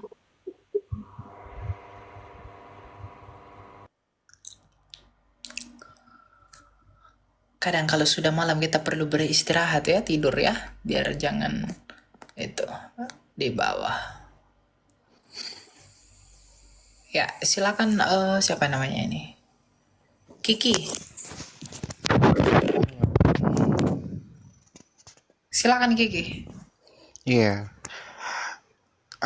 Kalau saya bicara, saya Muslim, ya. Ya. Salah kalau misalkan saya bertanya-tanya. Enggak salah Pak. Oke. Definisi roh menurut dari nonis tuh yang pemahaman dirimu tuh apa sih? Roh dalam pengertian apa? Roh itu punya banyak pengertian. Oke, Roh Kudus. Roh Kudus itu adalah rohnya Allah. Rohnya Allah. Hak hidupnya Allah sendiri. Bukannya kalau Tuhan kami itu yang memberi roh. Jadi dia itu menciptakan roh, bukannya memberi roh, menciptakan roh. Enggak, dia Termasuk itu Allah itu roh. Yesus berkata Loh, Allah itu roh. Yesus juga diberi roh loh. Yesus sendiri ngomong Allah itu roh. Yesus yang bicara. Yesus yang ngomong Allah itu roh. Lalu yang memberi rohnya Yesus siapa? Loh, rohnya Yesus sama dengan rohnya Bapa. Karena satu di dalam hakikatnya sebagai Allah. Bapa. Ya, makanya Tuhan Yesus berkata, roh yang keluar dari Bapa, itulah yang kuutus. Makanya disebut roh Kristus. Di dalam filioque. Aduh. Kalau kami, Roh Kudus itu artinya suci ya, yang dimiliki Ya, itu oleh kan para imanmu. malaikat. Itu kan imanmu, bukan iman kami. Pak. Iya, Anda kan oke. tanya iman kami. Dan Roh Begini, Kudus itu kalau diberikan kepada Nabi kalau Anda bertanya iman saya jawab dengan iman saya. Kalau kamu menggunakan iman kamu sebagai dasar untuk menghakimi iman kami, imanmu itu tidak layak, karena imanmu itu baru datang. Hello, datang Ya, dari mana? betul, itu baru datang Pak di abad ke-7. Hah? Anda bicara abad, sementara yang menciptakan dunia ini itu sudah awal. Siapa yang Udah menciptakan dunia? Tuhan hadir. Iya, betul. Tapi kan iman kamu, pemahaman kamu itu baru ada dapat di abad ke-7 ketika nabimu itu ada kan? Jangan bicara adat. Bukan begitu. Tuhanmu baru menyatakan dirimu kepada nabimu itu baru di abad ke-7. Eli ya. Jadi Sorry. Allahnya ini Israel. Makanya begini. Kalau Anda bertanya, pakai etika bertanya yang benar. Kalau kamu menggunakan dogmamu untuk menilai iman kami, sesuai dengan apa yang kamu tanyakan, imanmu itu nggak layak menilai kami, Pak. Karena imanmu baru datang, baru lahir. Dan iman kamu itu bukan jalur Abrahamik. Karena di luar dari perjanjian. Makanya naif ya. Yahudi, Kesannya Kristen, terlalu naif ya kalian ya. bukan naif, memang karena bukan di dalam perjanjian. Coba kamu baca kitab Jabur 147 ayat 19 sampai 20. Itu apa katanya? Sorry, bukan saya menyampingkan antara kitab Zabur, Taurat dan Injil, bukan. Nah, Itu kan udah dalam. makanya justru Anda tidak boleh kesampingkan itu. Itu dasar imannya orang Kristen dan iman Yahudi yang adalah Abrahamik. Tapi sementara Yahudi sendiri tidak Anda nggak boleh menggunakan Yahudi iman sendiri kamu. saya secara nyata tidak maksudnya tidak berangkulan dengan Kristen ya. Kenapa? Siapa murid Yesus itu Yahudi semua. Iya, Yesus memang masih keturunan darah Yahudi, Ya, tapi murid Yesus itu Yahudi semua, Pak. Iya, saya paham. Betul. Tapi kenapa dari Yahudi sendiri tidak ada yang untuk Yahudi yang bisa mana dulu? Yahudi golongan Rabi Akiva atau Yahudi Ultra? Yahudi mungkin ini ya banyak. mungkin ya Yahudi Rafika kali ya ada maksudnya Nah yang ya udah, terjadi kalau di kalau Yahudi Rabi Akiva datangnya abad keberapa? Yahudi yang di zaman Kristus itu Yahudi apa? Masa enggak tahu? Ya kalau memang nggak tahu ya nggak bakal ngerti. Aduh, Jadi terlalu naif buat maksud saya. saya itu Ya sudah, gini kamu tidak saja, boleh. Kamu Elia. Kalau saya sih tidak untuk memahami hal-hal sesuatu yang menurut secara logika, ya, yaitu menurut Anda mungkin dengan dengan adat apa bla bla bla, silahkan dah. Oke, lanjut ya, baik buat saya. Iya, betul. Saya juga tidak akan beriman kepada iman kamu yang memang di luar perjanjian, gitu. Karena cara kamu bertanya, kamu menggunakan imanmu untuk menilai iman kami. Imanmu itu baru datang. Itu nggak layak menilai kami yang sudah berdiri hampir 10 abad sebelum imanmu ada. Nggak mungkin, gitu loh. Jadi jangan gunakan iman kamu untuk menilai. Yang pertama, imanmu itu tidak di dalam janji. Imanmu itu datang entah dari mana, kita nggak tahu. Di luar janji. Dan yang kedua, itu nggak satu dekade dengan kami. Gitu loh. Jadi secara metodologi pun, ya kamu udah gagal. Makanya saya nggak mau lanjut. Kenapa? Ya kamu menggunakan apa yang tidak terkonfirmasi untuk membenarkan pahammu sendiri. Kalau berpikir secara radikal, radix itu artinya akar, kamu gagal, itu nggak bisa. Masa kamu menggunakan yang terbaru untuk mengevaluasi yang terdahulu? Ini bukan perangkat lunak, bro. Ini bukan software, ini history. Dan paham tentang Tuhan itu sendiri. Jadi kalau Anda dikatakan Allah itu roh, Tuhan itu, lalu kamu bilang Roh Kudus itu ada suci. Siapa yang bilang Roh Kudus itu tidak suci? Gitu. Jadi cara berpikir tuh minimal benar dulu gitu loh, baru ngomong. Kalau kamu berpikirnya saja gagal tuh ngapain kamu ngomong banyak? Gitu. Ya, silakan Aresta. Halo Kak, Ya, silakan. ada ya suaranya. Kak, aku mau nanya, Ya. Kakak lebih percaya semua orang Kristen masuk surga atau semua orang Kristen ada yang tidak masuk surga? Semua orang Kristen pasti masuk surga. Semua orang Pasti Kristen ya, yang sejati. Kalau yang tidak sejati tidak masuk surga. Dia kebuang. bedanya apa tuh Kak? Maksudnya sejati dan tidak? Yang sejati itu pasti berbuah lebat. Seperti perkataan Yesus dalam Matius 7 ayat 16. Yang Kristen KTP itu hanya yang menyebut dia Tuhan, tapi tidak melakukan kehendak Bapa. Gitu. Berarti kalau dia tidak melakukan kehendak Bapa walaupun dia Kristen, belum tentu dia masuk surga. Iya. Berarti nggak semua orang Kristen masuk surga. Semua orang Kristen sejati akan masuk surga. Ya, semua air minum itu enak, semua air minum itu menghilangkan dahaga. Tapi kalau air minum ada campur-campur garamnya itu tidak enak. Jadi Kristen yang kamu maksud itu Kristen apa dulu? Jadi kamu pun minimal buat definisi Kristen yang kamu maksud itu Kristen yang bagaimana? Kristen yang mengakui dengan sejati kah atau Kristen KTP kah? Kamu sendiri dari pihakmu sendiri yang tentuin itu. Bukan dari pihak. Gitu. Ya. Ya Kak. Ya. Jadi konteksnya jelas. Pengikut Kristus pasti mengikuti Kristus, dan yang mengikuti Kristus pasti masuk surga. Ya, tapi kalau dia Kristen tetapi tidak mengikuti Kristus, dia tidak masuk surga. Begitu. Jadi kalau kamu tanya apakah semua orang Kristen masuk surga? Pasti masuk surga. Karena semua orang Kristen semua yang disebut Kristen adalah yang mengikuti Kristus. Tapi kalau ada mengaku Kristen tapi tidak mengikuti Kristus, artinya dia tidak Kristen.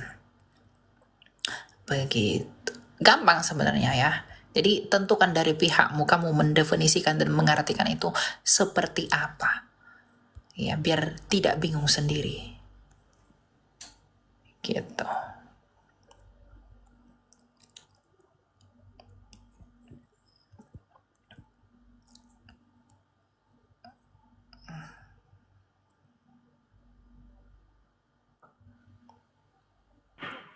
Silakan Haris. Oke, Shalom Kak. Ya, salam, silakan Pak. Ada yang mau ditanyakan?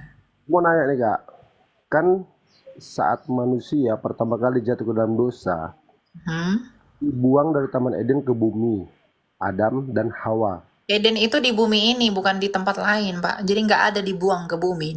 Diusir dari Eden. Eden itu di bumi, bukan di sorga. Oke. Jadi Iya. kan mereka hanya 2 manusia di muka bumi. Dua Kemudian manusia yang di Eden. Di luar Eden tuh ada manusia-manusia lain, orang-orang itu raksasa. pertanyaan saya Kak. Itu keturunan siapa? Keturunan yang lain, dan yang 2 keturunan Adam dan Hawa itu menikah dengan siapa? Iya, keturunan Adam dan Hawa menurut Kejadian 5 ayat 4 itu menikah, saling menikah. Jadi melakukan incest. Dan yang di luar Eden itu ada manusia-manusia raksasa. Itulah yang berkawin campur dengan keturunan-keturunan Adam. Ya. Jadi manusia raksasa yang turun itu dari Raksasa itu manusia bukan yang turun, terbuang. raksasa itu manusia-manusia di luar Eden. Jadi awal penciptaan itu siapa di bumi itu? Tempat Yang di membuang. dalam Eden itu adalah Adam dan Hawa. Yang di luar Eden lain. Alkitab tidak memberitahu itu. Cuma Alkitab mencatat ada orang-orang raksasa. Oh, oke. Kalau Itu satu lagi boleh Kak, soal Lilith. Lilith itu paham-paham Yahudi itu, bro. Itu Talmud-Talmudnya mereka. Itu kebijaksanaan orang Yahudi. Kita tidak menerima itu. Itu tradisinya Yahudi mengenai Lilith itu. Itu bukan paham Kristen. Itu paham Yahudi. Karena mereka kutip-kutip itu dari kitab Henok. Ya. Jadi dalam gemaranya orang Yahudi mereka ikuti itu, tafsir-tafsir begitu. Tapi kita Protestan tidak memegang itu. Kristen tidak pegang itu. Luar Lilith, luar itu, luar Eden sama ciptaan. Jadi, tapi secara signifikannya, secara jelasnya, ciptaan-ciptaan di luar Eden itu tidak ada dijabarkan gitu ya. Tidak ada dijabarkan. Berarti ada hal yang kita tidak ketahui gitu dari penciptaan. Betul. Yang diciptakan di dalam Eden itu Adam dan Hawa. Kira-kira Kak ada buku referensinya untuk penjelasan tentang itu biar saya baca-baca gitu. Buku referensi tentang itu, mungkin Sapiens, tulisan Yuval Noah Harari, itu bagus. Yuval Noah Harari karangan? Yuval Noah Harari itu pengarangnya, judulnya itu Sapiens. Judulnya Sapiens. Iya. Manusia baru. Oke. Makasih Kak ya. Oke, ya. Shalom. Ya, shalom. Itu ya. Jadi tentang Nephilim itu memang agak kontroversi ya. Ada yang mengatakan itu keturunan Set ya. Saya sebenarnya menerima keduanya. Keturunan Set. Nephilim itu kan merujuk kepada orang-orang yang jatuh ke dalam dosa kan, karena dari kata Ibrani nafal yang artinya jatuh. Nah itu adalah orang-orang yang jatuh ke dalam dosa. Itu keturunan Kain yang kotor dan mereka kawin campur dengan anak-anak Allah. Anak-anak Allah di sini adalah keturunan Set yang saleh, pengganti dari Habel. Nah, di luar Eden tuh ada orang-orang raksasa tuh yang gede-gede. Ya. Gitu.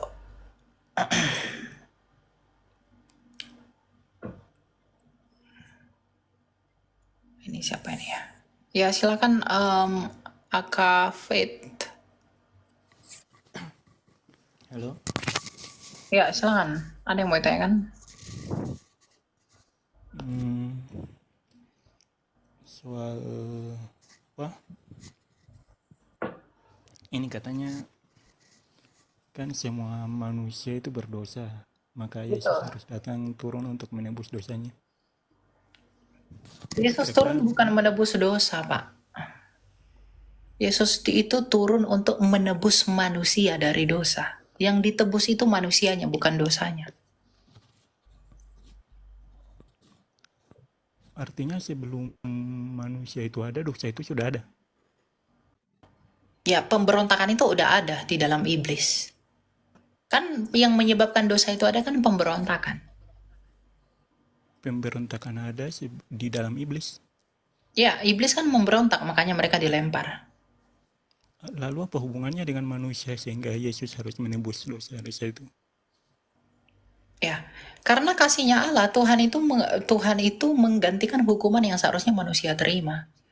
Dengan datangnya firman itu menjadi manusia. Makanya dikatakan dalam Yohanes 1 ayat 14, firman itu telah menjadi manusia dan dinyatakan sebagai anak tunggal Bapa penuh kemuliaan. Karena di dalam Ibrani 9 ayat 22, tidak ada pengampunan dosa tanpa penumpahan darah. Jadi darah yang tertumpah itu menjadi tanda pengampunan dosa. Untuk pengampunan dosa. Karena darah itu adalah simbol nyawa. Begitu. Ya, maksudnya kan tadi dibilangnya bahwa dosa itu dari iblis ya. Dosa itu pemberontakan. Siapapun yang memberontak itu pasti berdosa. Iblis memberontak, maka mereka berdosa. Manusia memberontak itu berdosa. Jadi kita jangan salahkan iblis.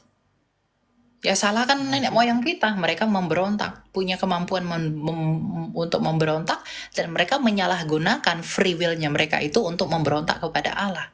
Makanya dikatakan di dalam Roma, Rasul Paulus berkata bahwa oleh karena ketidaktaatan satu orang, semua orang menjadi berdosa. Dan oleh karena ketaatan Kristus, semua orang dibenarkan. Jadi ketidaktaatan itu yang membuat kita berdosa. Ketidaktaatan satu orang membuat semua orang harus berdosa, apakah menyebabkan orang yang baru lahir pun harus disebut berdosa? Ya, anak-anak kecil itu berdosa. Dia punya natur dosa. Tetapi belum melakukan perbuatan dosa. Bedakan natur dosa, bedakan perbuatan dosa. Sama seperti anak singa, ketika dia lahir, dia tetap binatang buas. Dia tetap buas, tetapi belum melakukan perbuatan yang buas. Nanti ketika dia besar dan dia mampu meresponi kebuasannya, maka dia melakukan perbuatan yang buas. Maka anak kecil, dia lahir itu sudah punya natur pemberontak. Sama seperti Adam yang adalah pemberontak. Tapi belum mampu melakukan perbuatan yang memberontak. Gitu. Jadi bedakan natur dan dosa waris itu jangan disalahpahami. Dosa waris itu bukan karena Adam makan buah, dia dipentung lalu kita ikut kena pentung, bukan. Tapi karena Adam punya kemampuan potensi untuk memberontak, maka semua keturunan Adam juga punya potensi untuk memberontak. Itu dosa waris. Yetzer hara itu adalah itu. Kecenderungan untuk berbuat dosa. Gitu. Jadi bayi suci itu nggak ada. Bayi suci itu nggak ada. Karena kalau bayi itu suci, nggak mungkin ada bayi yang mati. Karena kematian itu karena dosa. Kalau bayi suci, itu nggak mungkin mati. Potensi seseorang untuk berbuat dosa kan ketika ia sudah besar dan semuanya tergantung pada lingkungan dan apa yang dia pahami. Lalu kenapa harus disebut dia berdosa, tetapi tentang apa yang dia perbuat, harusnya yang dia tanggung adalah tentang perbuatannya, bukan tentang apa yang belum ia perbuat kan? Ya, kemampuan dia berbuat itu karena ada yang di dalam dia. Allah itu kudus, tidak ada dosa, makanya Allah nggak bisa berbuat dosa. Maka kita berbuat dosa karena ada dosa di dalam kita, dari Adam. Gitu. Lalu untuk penebusannya, kalau memang sudah bisa ditebus, berarti potensi untuk dosa itu harusnya sudah tidak ada. Bukan tidak ada. Tapi Yesus menebus manusia dari dosa adalah mengambil manusia dari kuasa maut, yang adalah upahnya dosa. Jadi bukan Yesus tebus manusia sekarang lalu nggak ada lagi dosa, bukan begitu. Tuhan Yesus mengalahkan kematian itu agar kematian yang adalah upah dosa itu tidak lagi berkuasa atas orang yang percaya kepada Dia. Jadi kematian itu dikalahkan oleh Kristus. Maka orang yang percaya kepada Dia tidak akan mengalami kematian kekal karena Dia telah berkuasa atas maut itu. Ya. Makanya upah dosa adalah maut. Jadi mautnya itu yang dikalahkan oleh Kristus. Melalui apa? Kebangkitannya. Maut itu tidak bisa menahan Yesus lebih lama. Ya. Yesus menginjak kepala maut itu dengan bangkit dari kematian itu. Maka orang yang percaya kepada Kristus akan diambil dari kuasa kematian itu. Kuasa dosa dari kematian itu. Lalu orang yang percaya tentang Kristus lalu mati? Percaya Yesus lalu mati, rohnya akan dibawa ke Firdaus. Begitu, karena dia sudah diperdamaikan. Itu melalui proses kematian. Ya harus mati, karena tubuh yang berdosa ini harus mati dulu untuk bisa mengenakan tubuh yang mulia. 1 Korintus 15 ayat 55. Kalau Kita memang nggak harus kita mati, nggak bisa pakai tubuh ini untuk kita nggak bisa pakai tubuh yang begini, yang berdosa ini untuk bisa masuk dalam kerajaan sorga. Harus diubahkan dengan kematian. Makanya ini mati dulu, baru nanti dibangkitkan dengan tubuh yang baru, sama seperti tubuhnya Kristus yang baru. Gitu. lalu untuk apa harus ada penebusan jika yang mati itu justru tubuh fisik? Kenapa ada kematian? Ya dia harus mengalahkan kematian itu dan membuktikan kepada dunia. Karena Allah kami itu bukan dongeng. Allah yang benar. Sehingga dia membuktikan apa yang dia ucapkan. Bukan Allah yang cuap-cuap saja, tidak ada bukti. Itu Allah dongeng itu. Gitu. Jadi Allah kami membuktikan apa yang dia firmankan dan janjikan sejak semula. Justru itu konsisten kepada apa yang dia nyatakan sejak dahulu. Gitu. Bukankah itu lebih dongeng jika sesuatu yang tidak ada harus diadakan? Oh tidak, kematian Yesus itu sudah dinubuatkan dari perjanjian lama. Bahkan sebelum Bukan Yesus lahir. bukan Dia tentang harus kematian Yesus. dipaku, dia lahirnya harus di kandang domba, dia harus diludahi, dia harus lahir dari Bukan seorang tentang kematian Yesus yang saya perempuan. maksud. Iya, dia kematiannya juga dinubuatkan Yesaya. Dia mati bukan karena pemberontakannya, tetapi dia mati oleh karena pemberontakan kita. Dan oleh karena darahnya itu kita menjadi sembuh. Oleh bilur-bilurnya kamu menjadi sembuh, kata Yesaya. Yaitu nubuatan mesianik, Yesaya 53 itu. Enggak, bukan gitu. Maksudnya kita sebelum lahir, kita seakan-akan sudah disebut akan memberontak. Bukankah itu sesuatu yang Tidak, seakan-akan pada memang Tuhan gariskan? pada faktanya kenapa ada bayi yang mati kalau bayi itu suci? Kalau bayi itu tidak punya dosa natur, kenapa ada bayi yang mati? Apakah Tuhan menciptakan bayi itu untuk mati? Itu adalah proses yang alamiah. Kenapa harus ditanyakan? Oh tidak, ya makanya Allah kami tidak pernah ciptakan kami untuk mati. Lah, lalu ada Kami Kristen itu yang mati? orang Kristen itu diciptakan itu untuk hidup kekal. Apa yang membuat kita mengalami kematian? Ya dosa. Bukan Allah yang ciptakan manusia cabut nyawanya 50 tahun nyawanya dicabut, 70 tahun nyawanya. Itu Allah yang penuh drama itu. Allah Berarti kami bayi nggak yang begitu. baru mati itu bayi yang berdosa. Bayi yang punya natur dosa. Bayi yang mati punya natur dosa, tapi belum melakukan perbuatan dosa. Dan dia akan masuk Firdaus. Lalu natur dosanya? Ya, natur dosanya kan dia tidak responi. Dia punya natur, tapi tidak responi. Kamu ngerti nggak arti natur itu apa? Alamiah. Iya, dia secara alami sudah punya natur untuk memberontak. Tapi belum melakukan naturnya itu. Dia belum melakukan. Tetapi sudah punya natur. Kecenderungan di dalam. Nah, kalau dia suci, natur itu nggak boleh ada. Sama seperti Allah itu suci. Natur dosa itu nggak ada di dalam Allah. Nah, bayi itu, natur itu sudah ada. Tapi belum melakukan tuntutan natur itu. Makanya dalam Mazmur 51, Daud mengatakan, di dalam kesalahan ibuku aku dikandung. Di dalam dosa-dosa aku dikandung. Di dalam kesalahan ibuku aku diperanakan. Jadi nggak ada. Tuhan itu ciptakan manusia untuk mati. 70 tahun, 50 tahun, 100 tahun cabut nyawanya. Cabut nyawa itu cabut rumput itu. Itu bukan Allah itu. Ya, yang mencabut nyawa itu adalah dosa sendiri. Dosa sendiri yang membuat nyawa itu tercabut.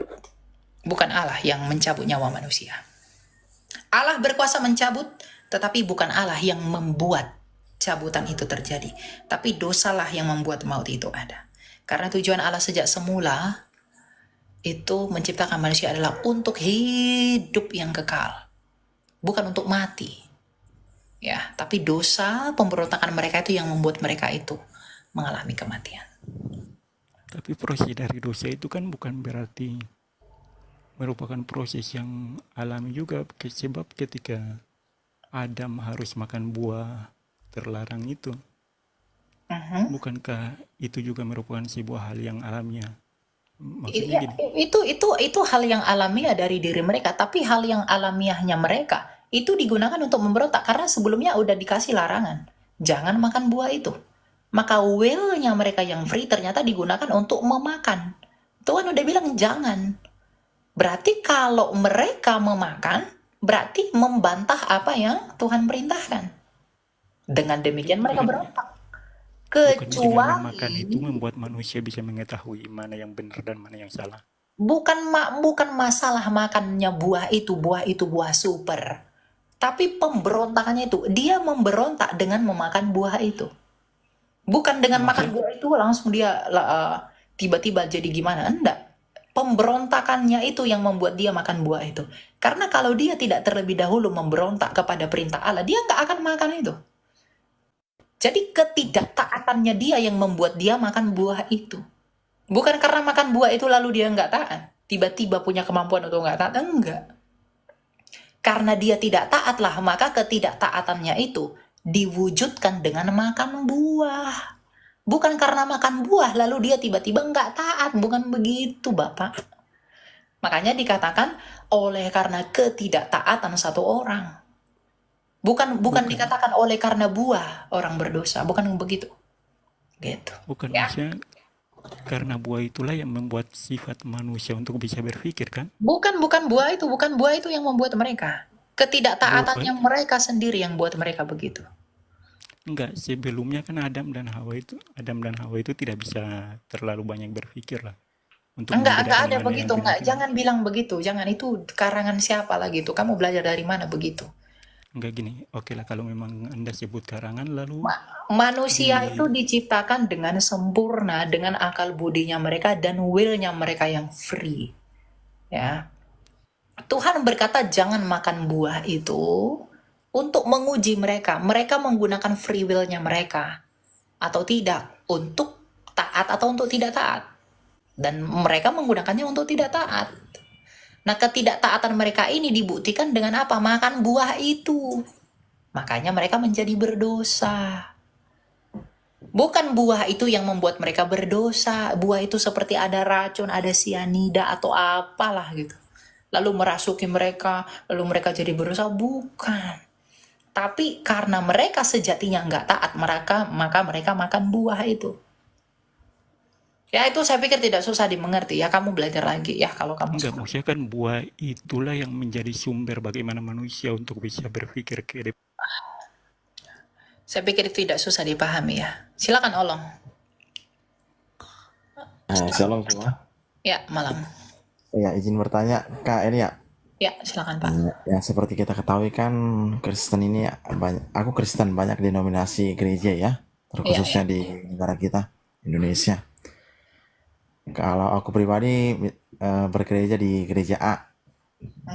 Terkadang ada gereja B yang mengatakan jangan gereja di gereja A karena di sana tidak ada roh seperti yang tadi kakak jelasin, roh apa, bahasa roh gitu loh. Karena tidak ada bahasa roh di gereja tersebut, jadi jemaat itu nggak terbangun rohaninya. Jangan gereja di A, seolah-olah gereja B ini pendetanya ibaratnya ngejelekin gereja A gitu. Di gereja A nggak ada Roh Kudus. Menurut kalian bagaimana ya pendapat pendeta tersebut?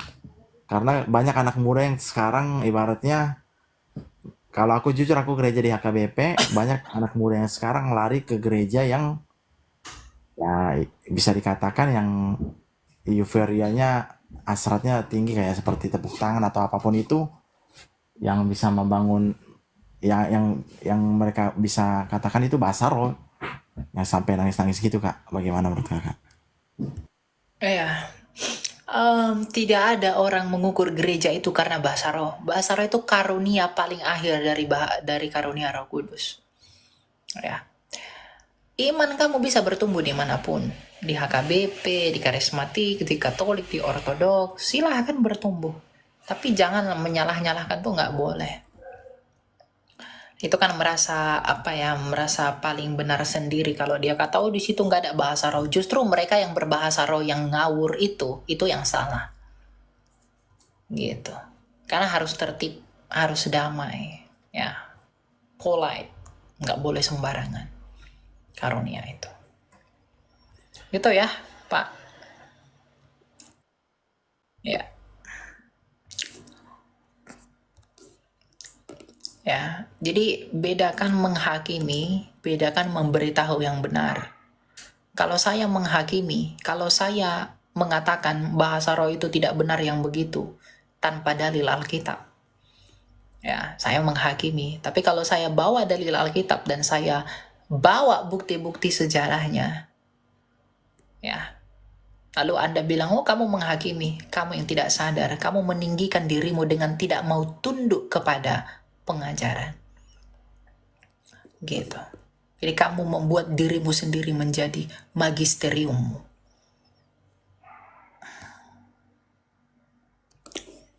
Gitu.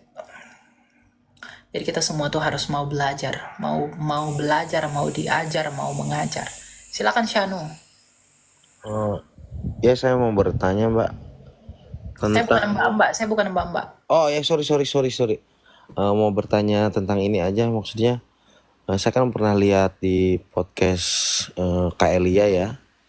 Maksudnya bisa nggak saya mendapat penjelasan tentang Trinitas itu, bahwasannya kan pada saat turun itu kan Yesus itu kan sebelum dia disalibkan si muridnya itu kan dibisikin oleh iblis gitu kan. Yang pernah saya lihat di Kodonditan itu, bisa dijelaskan nggak Mbak? Siapa yang dibisiki iblis? Jadi kan ada murid Yesus yang dibisiki iblis. Yudas ya. Ya, untuk disalib itu kan. Betul. Jadi kan ditanya balik kan, ya jadi iblis itu berjasa atau gimana? Karena disalib itulah Yesus menjadi penebus dosa gitu. Udah gitu aja sih Mak.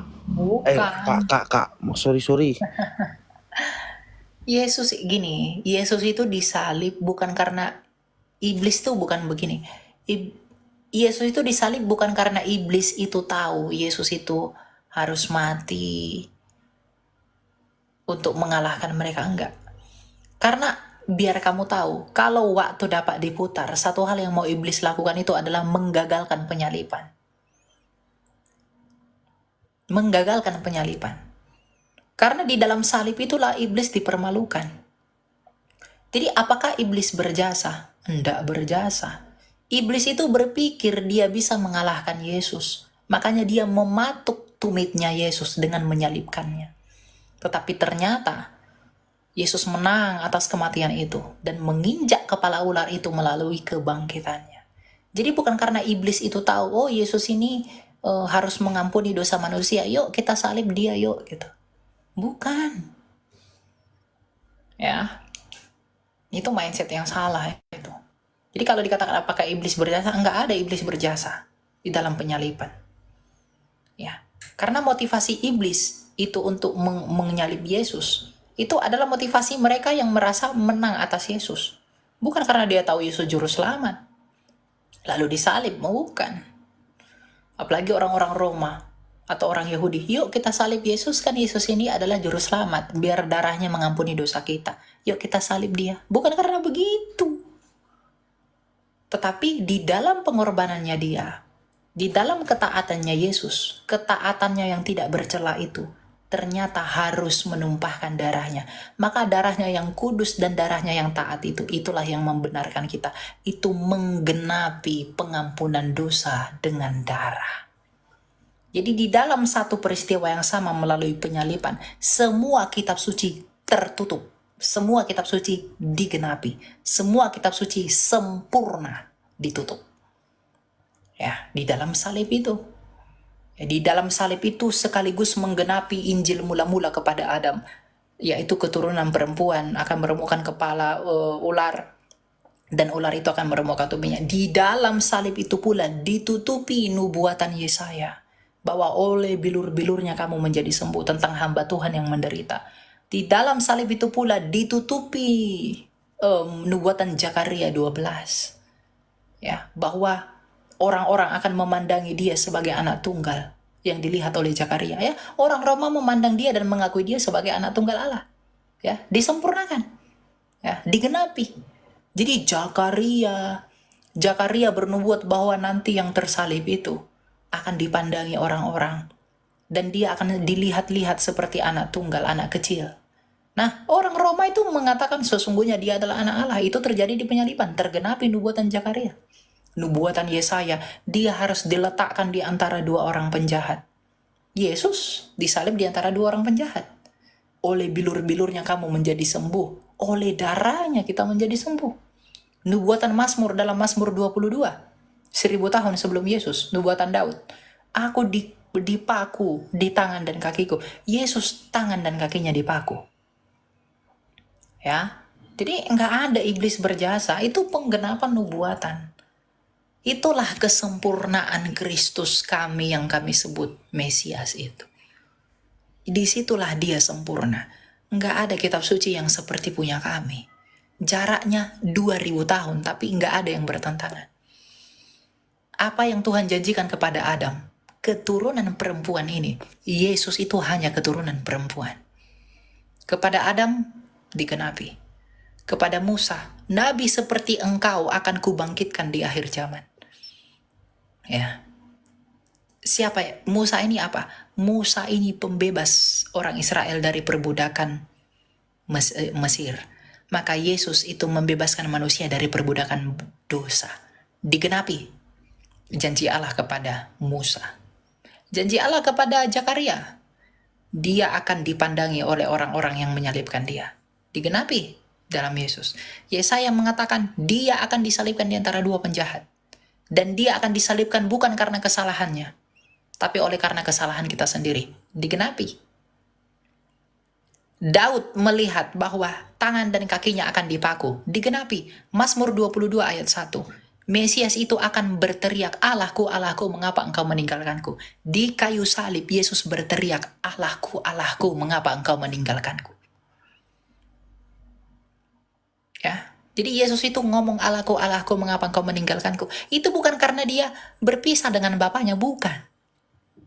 Tapi Yesus itu mau menunjukkan, akulah Mesias yang dimaksudkan si Daud 1000 tahun lalu. Karena Daud menubuatkan Mesias yang akan datang akan mengatakan, Allahku, Allahku, mengapa engkau meninggalkanku? Jadi Yesus meneriakkan itu sebagai bukti bahwa di dalam aku ada pengharapan. Makanya disebut dengan Ayelet Hasyakar, nyanyian Rosa Betina. Dia harus lahir di kandang domba, digenapi nubuatan Nabi Mika. Ve'atah Migdal Eder di Bethlehem, kawasan Migdal Eder.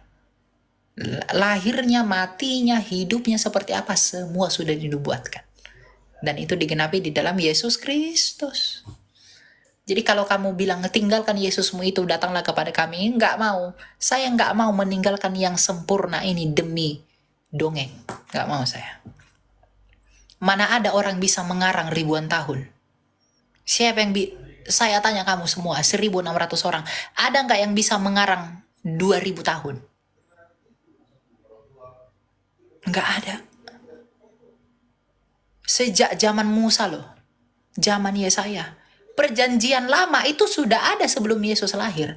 Bukan ketika Yesus lahir baru dikarang-karang perjanjian lama, dibuat-buat cerita-cerita begitu. Bukan. Sudah ada. Tapi Yesus datang menggenapi apa yang ada itu. Lalu kamu suruh saya tinggalkan ini? Nggak mau saya. Begitu. Ya. Tidak ada yang seperti itu soalnya. Terima kasih, Kak. Iya. Oke, kita lanjut ya.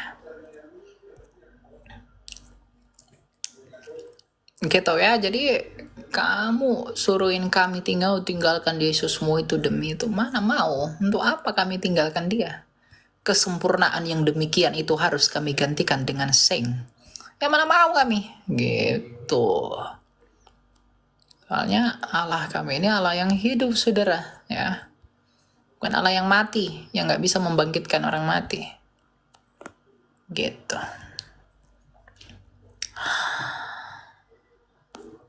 Oh ya, ternyata saya lupa sih belum minum ternyata ya. Gak apa-apa lah. Satu. Silakan muat.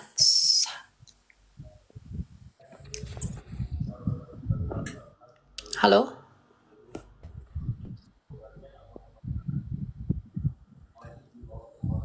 Halo? Iya, halo. Ya silakan, ada yang mau kamu tanyakan?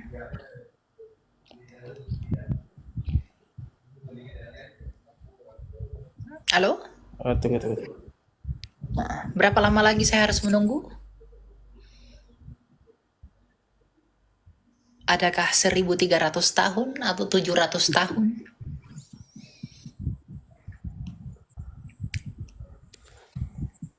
mau tanya kalau misalnya dalam kepercayaan umat Kristen itu apakah Nabi Muhammad itu ada? Oh enggak, kita tidak percaya Nabi Muhammad. Umat Kristen tidak percaya itu. Terus kalau untuk Karena syarat Nabi itu yang pertama harus dari Israel. Nabi Muhammad bukan dari Israel. Yang kedua, Nabi itu harus ditabiskan dengan 2 saksi. Nabi Muhammad siapa yang menabiskan?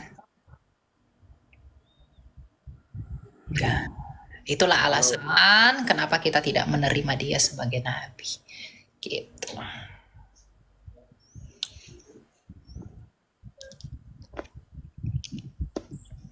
Gitu ya. Oke. Terus kalau misalnya Nabi terakhir di Kristen itu ada? Oh, Yesus adalah Nabi terakhir. Yesus punya 3 gelar.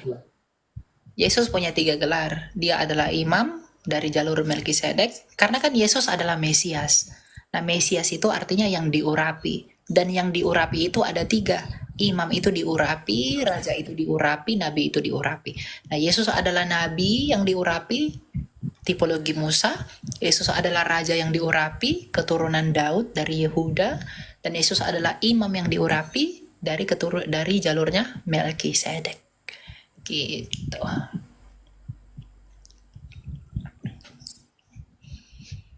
Gitu ya. Kasih Kak. Ya. Gitu. Oke.